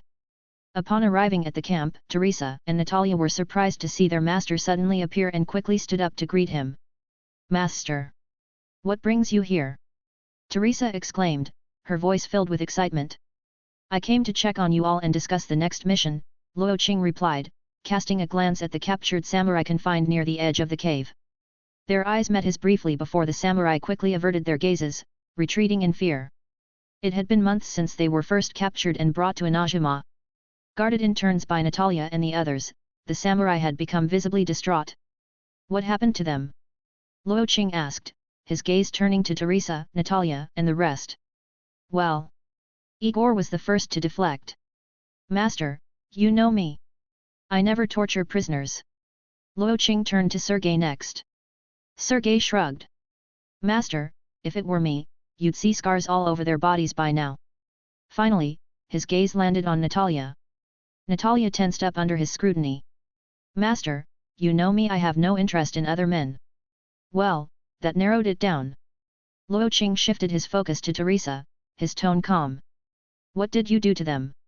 Why do they all look like they're on the verge of a mental breakdown? Teresa shrank back, her face pale. I just had some casual chats with them, you know, when I had nothing else to do. Chatted? You drove them insane with conversation? Luo Qing didn't press her further. Instead, he walked over to the samurai and asked casually. What did she do to you? The samurai exchanged glances, their fear of Teresa apparent as they shrank away, unwilling to answer. Speak, or die. Ah! A younger samurai, clearly intimidated, stammered. That woman, she forced us to talk to her. If we didn't say what she wanted to hear, she'd electrocute us. Luo Qing turned to glance at Teresa, who had already hidden behind a rock. She peeked at him nervously, her eyes filled with fear. And what exactly did she talk to you about? She kept asking if someone named Luo Qing would ever fall for her. If we said no, she'd electrocute us. If we said yes, she'd accuse us of lying because someone like Master Luo Qing would never fall for her so easily. Then she'd electrocute us again. An older samurai, visibly more worn out, added weakly. It was obvious he had been on the receiving end of the chats more than the others. Frustration points from Luo Qing +1. Come here, Luo Qing said, his tone calm. Master. Teresa hesitantly peeked out from behind her hiding spot, her expression a mix of embarrassment and fear. I said, come here. Ugh. Reluctantly, Teresa stepped out from behind the rock, shuffling nervously until she was standing before Luo Qing. Master. I was wrong. Please punish me however you see fit. You. Luo Qing sighed, exasperated.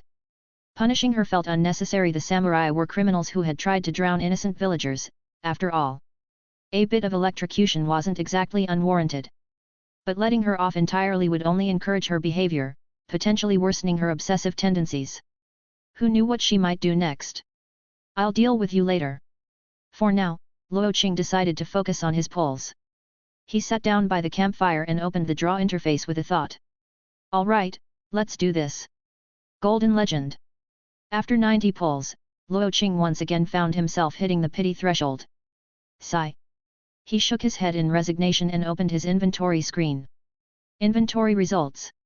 Seed of Nirvana, Gold, X1. Master Ball, Teyvat Edition, Purple, X2. Interstellar Flush Toilet, Purple, X2. Decoy Doll, Purple, X1. Affection Boost Card Pro Max, Purple, X2. Electrovision X1. Vision Binding Card, Purple, X1. Hey? What's with these bizarre items? Luo Qing muttered, surprised.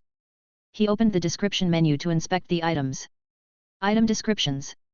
Seed of Nirvana, repairs fragmented souls and reconstructs physical bodies. The reconstructed body will not restore the target's previous powers, limiting their strength to that of an ordinary person. Master Ball, Teyvat Edition usable on mentally weakened targets, success rate depends on the target's mental fortitude. Has a chance to establish a servant contract, binding the target to the user. The servant cannot disobey the user's commands unless their mental strength surpasses the user's. Decoy Doll, upon use, teleports the user to a random location, leaving a decoy in their place. Essential for survival on the go, highly recommended. At this point, Luo Qing couldn't help but sigh. Clearly, trouble was brewing for him. The system seemed intent on throwing survival tools his way instead of items to boost his strength. What's with all the escape gear? Can't I get something that actually makes me stronger? He shook his head and turned to his subordinates. You, come here, he called out to Natalia and the others. Master. They approached hesitantly, unnerved by the strange expression Luo Qing had been wearing. You all.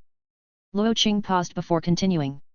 When Rosalind goes to meet the Raiden Shogun, her life will be in danger. I will ensure her safety, but your task will be to take her away and hide her. Do not let anyone know she's still alive. Understood. Master, you mean? Natalia trailed off, hesitant. The situation felt eerily similar to when they had rescued Teresa.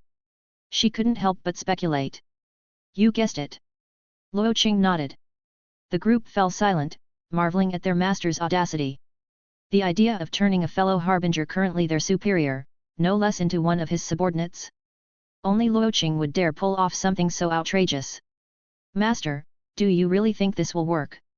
Of course. Luo Qing's confidence was unwavering. He added after a moment's thought. I might also end up in danger, but don't worry about me. Just stick to the plan. Understood. Yes, Master Luo Qing. Chapter 158, This Trainee Fatui Harbinger is too unreliable. 158-200 PS. The next day. To ensure he could act at a moment's notice, Luo Qing stopped concerning himself with the fate of the captured samurai and summoned his 4 subordinates back to Inajima City. Early that morning, Luo Qing woke to find Rosalina's door wide open and her room empty. It was clear she had already left to meet the Raiden Shogun. Acting quickly, he gathered his subordinates and rushed toward the Tenchikaku. If he arrived too late, he might find nothing left of Rosalind but ashes scattered across the floor. Before the Raiden Shogun's memories had been altered, she had given Luo Qing a pass that granted him unrestricted access to the Tenchikaku. With it, he could roam anywhere, even the private baths reserved for the Yashiro Commission's women, without anyone daring to stop him.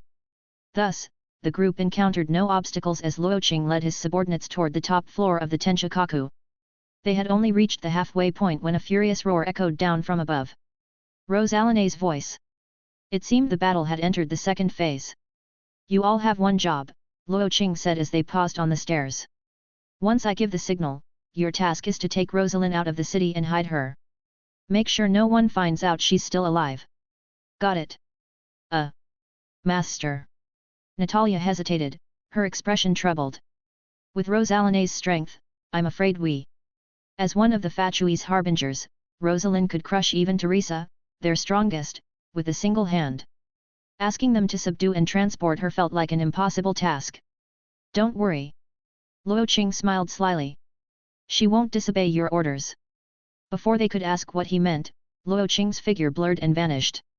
In an instant, he reappeared on the top floor, hidden within the shadows of the rafters in the Raiden Shogun's chamber.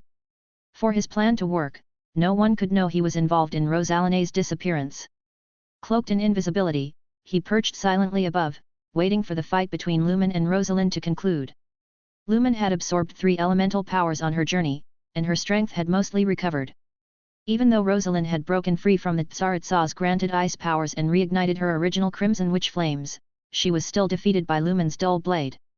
How could I lose, to someone like you?" Rosalind fell to her knees, panting heavily. Her body was covered in cuts inflicted by Lumen's blade. Had Lumen not held back, Rosalind might already have been dead without the Raiden Shogun needing to intervene. In her current witch form, accentuated by the fiery crimson glow, Rosalind was even more dazzling than usual. Her twisted expression, however, added a manic edge to her beauty. "You've lost." The Raiden Shogun opened her eyes slowly, her deep violet irises shimmering with a faint electric glow. She reached into her chest and drew forth the Muzu Ishin, her gaze as cold as the death sentence she was about to deliver. Just as Kazuha's friend had perished in a duel years ago, the defeated in a Tenryuha Commission duel would meet the same fate: death. "You dare kill me!" Rosalind bellowed in defiance. "I am the Tsaritsa's envoy." Her voice grew shrill. "If you strike me down, I swear, your nation, your entire Inajima will perish alongside me." She hadn't expected Lumen to invoke a public duel to foil her plans, let alone to be defeated so utterly. Now, staring up at the Raiden Shogun atop her dais, an unfamiliar sensation welled up within her: fear.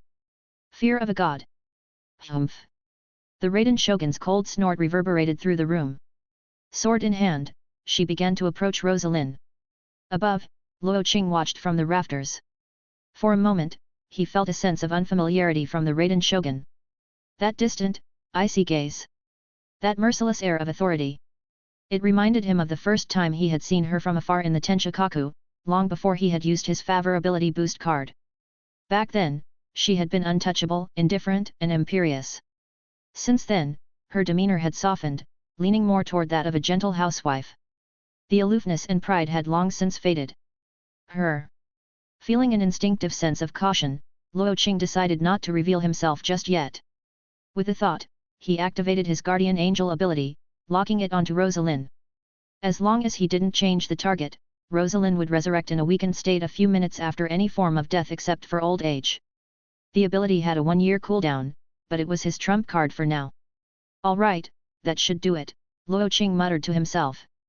Below, Rosalind had devolved into hysterical shouting, cursing the Raiden Shogun and all of Inajima. Yet the Raiden Shogun's gaze remained unchanged, calm, unyielding, and resolute. When only 10 steps separated them, the Raiden Shogun moved. Her form blurred as lightning flashed, filling the room with blinding brilliance. When the light faded, Rosalind was gone. Not even ash remained. What? Lumen and Paimon stared, wide-eyed, in utter shock. One of the Fatui Harbingers, Rosalind, had just been obliterated. The Raiden Shogun turned to Lumen, her impassive gaze making Lumen grip her dull blade tightly in defense. "Raiden Shogun." As the victor. The Raiden Shogun spoke, her tone devoid of warmth. "I told you may leave the Tenshikaku standing." Lumen said nothing. Exchanging a glance with Paimon, she cautiously retreated, disappearing down the corridor moments later. "Who's there?" The Raiden Shogun's cold voice rang out, and a bolt of lightning struck the rafters where Luo Qing was hiding. During the chaotic battle between Lumen and Rosalind, the elemental energy in the room had masked Luo Qing's presence. Now that Rosalind was dead and Lumen had left, Luo Qing's aura stood out like a beacon in the night. It only took an instant for the Raiden Shogun to sense him. Cough, cough. It's me. It's me. Realizing he had been discovered, Luo Qing dropped his invisibility and revealed himself before the Raiden Shogun. You. The Raiden Shogun frowned slightly. Who are you? Hey. Luo Qing froze, baffled.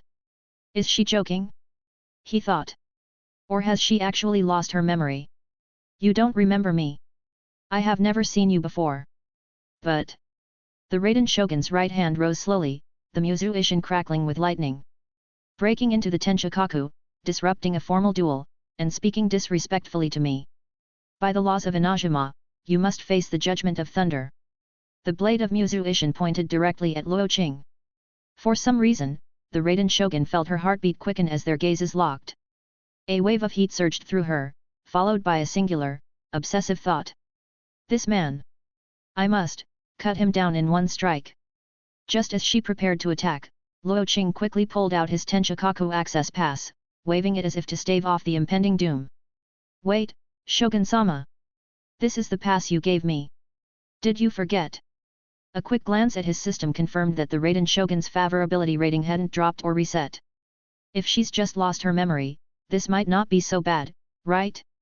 Chapter 159, This Trainee Fatui Harbinger is too unreliable. 159.4.0.s. An access pass. The Raiden Shogun glanced at the item in Luo Qing's hand. It was indeed an unrestricted access pass to the Tenshikaku, something only she could issue. Humph. Even with that, you won't escape death. A faint blush colored her cheeks as she swung her blade at Luo Qing.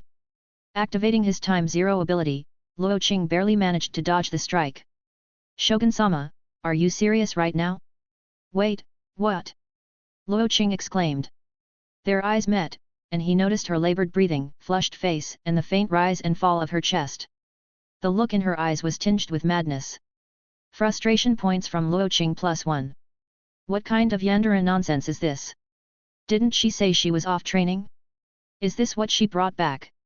Before Luo Qing could utter another word, the Raiden Shogun slashed at him again. It was unclear whether she was savoring the chase or testing his limits, but her speed matched the exact threshold of Luo Qing's Time Zero ability, forcing him to evade by the slimmest of margins. Minutes passed, and the once pristine room was reduced to rubble raised entirely by the Raiden Shogun's own blade. At that moment, the Guardian Angel's revival mechanism activated. The air in the room began converging at the spot where Rosalind had perished, forming bones, organs, flesh, and finally, skin. But not her clothes. Rosalina's sudden resurrection completely bare froze both combatants in their tracks. They turned their gazes toward her simultaneously. Cough, cough, cough. Rosalind gasped for air, kneeling on the ground and staring at her hands in disbelief. I thought I was already. You are. You're dead. Welcome to hell. Luo Qing's voice was flat as he spoke, immediately lobbing a master ball at Rosalina's head. At the same time, he pulled a large coat from his inventory and tossed it over her. Thunk. The purple master ball opened, transforming into a streak of light that entered Rosalina's body. You have successfully signed a servant contract with Rosaline Cruzescalo Avad. P.S. Feel free to enjoy her. Luo Qing's gaze lingered on Rosalina's pale, flawless skin for a moment before he swallowed hard. You're not allowed to look. The Raiden Shogun mistook his gaze for fascination and, for reasons she couldn't quite understand, let out a furious shout and swung her blade at him again. Seriously? Can you give it a rest already? Luo Qing was speechless. What had she been doing during her so-called training? Why was she so intent on cutting him down now?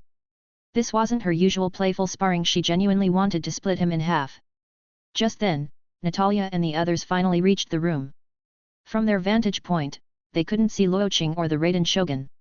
All they saw were two streaks of blurred motion wreaking havoc across the room, with Rosalind sitting on the floor, draped in a coat. What on earth is going on here? Master! Natalia called out, startled. Don't worry about me. Take her and go. Luo Qing's voice echoed through the room, though his figure was nowhere in sight. Rosalind, behave yourself and wait for me to return. Understood. That was his first command as her master under the servant contract. At that moment, a powerful shockwave erupted, blowing a hole through the ceiling. Through the newly formed opening, the group saw Luo Qing's figure hurtling into the sky, followed closely by the Raiden Shogun, who leaped after him in a blur of lightning. The group exchanged uneasy glances, unsure of what to do. "Follow master's orders. Take Lady Rosalind and get out of here," Natalia barked. "That's right. We need to complete Master Luo Qing's mission," Teresa agreed, slinging Rosalind over her shoulder as they made their escape from the Tenchikaku. Meanwhile, the Raiden Shogun's sudden burst of power overwhelmed Luo Qing, sending him hurtling out of the Tenchikaku. His trajectory took him straight toward the main gate, where Lumen, clutching her aching head, had just arrived with Paimon's help. She looked up just in time to see Luo Qing's body crash to the ground, carving a deep trench in the earth. "This woman really is trying to murder her husband," Luo Qing muttered through gritted teeth, spitting out blood. Pain coursed through his battered body as he struggled to his feet. He should have known better. Gods weren't so easily controlled. The Raiden Shogun and Ei must have found a way to circumvent his favor ability boost, rekindling their desire to kill him. Behind him, Goro and Kaedhara Kazuha led the resistance forces in breaking through the Tenchikaku's defenses. As they reached the main gate, Kazuha saw Luo Qing's bloodied state and Lumen's shaken demeanor. Believing both to be allies, he stepped forward to assist them. But before he could reach them, the Raiden Shogun descended in a flash of lightning, her blade aimed directly at Lumen. In that instant, Kazuha's eyes sharpened. His dim vision flickered to life, glowing with a renewed light. Like lightning, Kazuha intercepted the Raiden Shogun's strike. The Raiden Shogun's gaze flickered with surprise. She hadn't expected anyone to wield two visions simultaneously. However, the gap in their strength was undeniable. After just a few moves, Kazuha was sent sprawling to the ground. Lumen gripped her sword tightly and charged at the Raiden Shogun. Humph! With a cold snort, the Raiden Shogun raised the Muzu Ishin, summoning an endless darkness from behind her. The shadowy force enveloped Lumen, who vanished in an instant, drawn into the plane of euthymia. Now, the Raiden Shogun turned her gaze to the kneeling Luo Qing, her cheeks flushed and her eyes gleaming with a dangerous light. "It's time for me to end you." She raised her blade high into the air. A moment later, it slashed downward. Thunder roared across the skies as a massive lightning bolt descended, aimed squarely at Luo Qing. "You!" Luo Qing muttered, shaking his head. "Once this is over, I'm definitely giving you a proper lesson." As the lightning struck, Luo Qing raised his hand. Purple energy surged around him, condensing into a massive arm that punched through the bolt of lightning, shattering it completely. The onlookers' resistance, shogunate soldiers and Inazuman citizens alike watched in awe and terror as Luo Qing rose into the air. The violet energy enveloped him, expanding rapidly until it took the form of an enormous armored warrior, towering even above the Tenchikaku. For a moment, the entire city stood still, every eye fixed on the giant. "Humph! So, this is your trump card?" The Raiden Shogun sneered, rising into the sky until she was level with the giant's gaze. Deep purple lightning coiled around her form. Muzu Shinsetsu. This was her eternal form. One more time to unlock. Spotted any mistakes or awkward wording? Let me know, I'm always looking to improve. Also, quick reminder, take a moment to check your posture and sip some water. Stay comfy while you read. If you enjoy this translation, consider supporting me on patreon.com/wisetl. Every bit helps me keep doing what I love. Thank you. Comment. 19 Comment. Vote. Chapter 160, This Trainee Fatui Harbinger is too unreliable. 160. High above Inajima City, the Raiden Shogun, in her eternal form, stood face to face with Luo Qing's Susanoo-like transformation. The sheer force of their presence seemed to split the sky in two. On one side was the Raiden Shogun, ruler of Inajima since time immemorial. Thunder roared behind her, and lightning in the clouds illuminated the Tenchikaku's rooftops in stark white. On the other side was an enormous armored warrior, a figure never before seen in Inajima.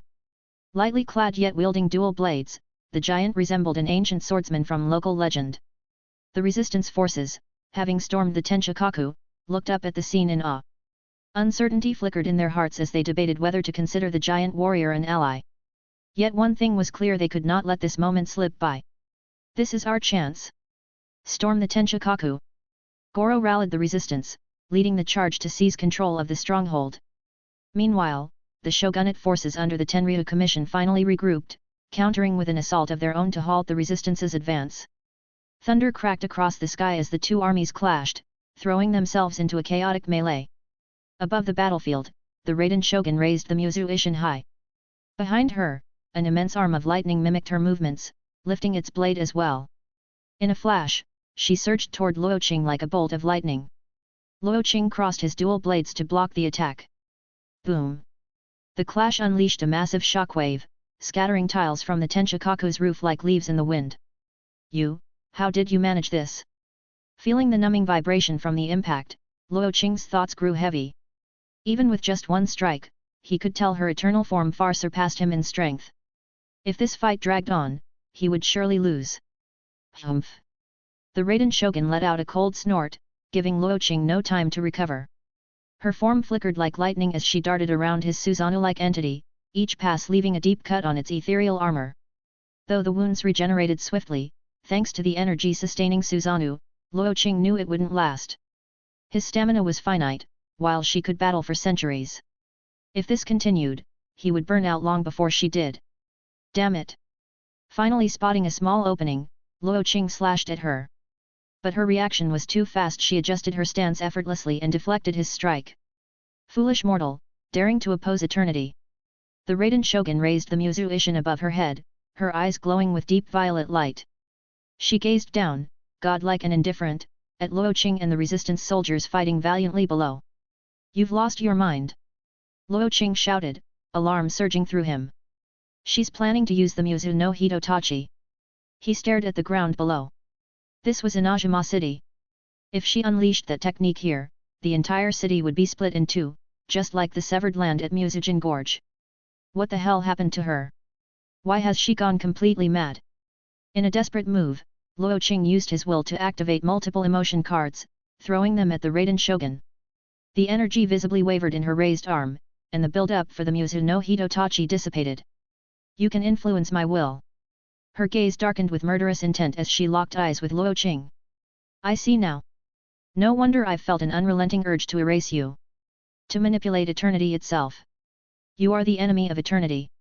With those words, lightning surged around her, and she became a blur of motion, encircling Luo Qing. Her speed was overwhelming. Trapped in the Susanoo-like state, Luo Qing couldn't use his spoken word powers. All he could do was endure her relentless attacks. Thankfully, the Susanoo's armor held firm, and his regenerative abilities kept mending the damage. Otherwise, he'd have been cut down long ago. This isn't working. Luo Qing gritted his teeth, fending off her strikes while frantically searching for a way out. Her focus was entirely on him now. As long as she wanted him dead, she wouldn't relent. Yet escaping outright wasn't an option. The Susanoo lacked the speed to match her lightning-quick movements. There was only one way forward: endure her onslaught until Lumen could convince EI to stop the war. If that happened, the Raiden Shogun would no longer view the resistance as enemies. Even if he fled, she wouldn't redirect her blade at the rebels. But if he faked his death and fled now, the resistance wouldn't stand a chance. They'd be lucky if their bodies remained intact. This is the plan.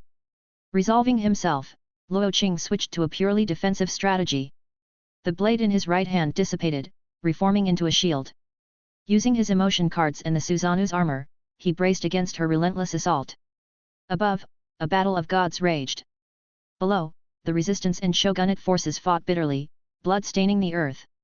Within Inajima City, civilians cowered inside their homes, peeking nervously through cracks in their windows at the distant clash around the Tenshikaku. All they could do was pray for the conflict to end. On the roof of the Komori tea house, Kamisato Ayaka and Toma watched the battle from afar.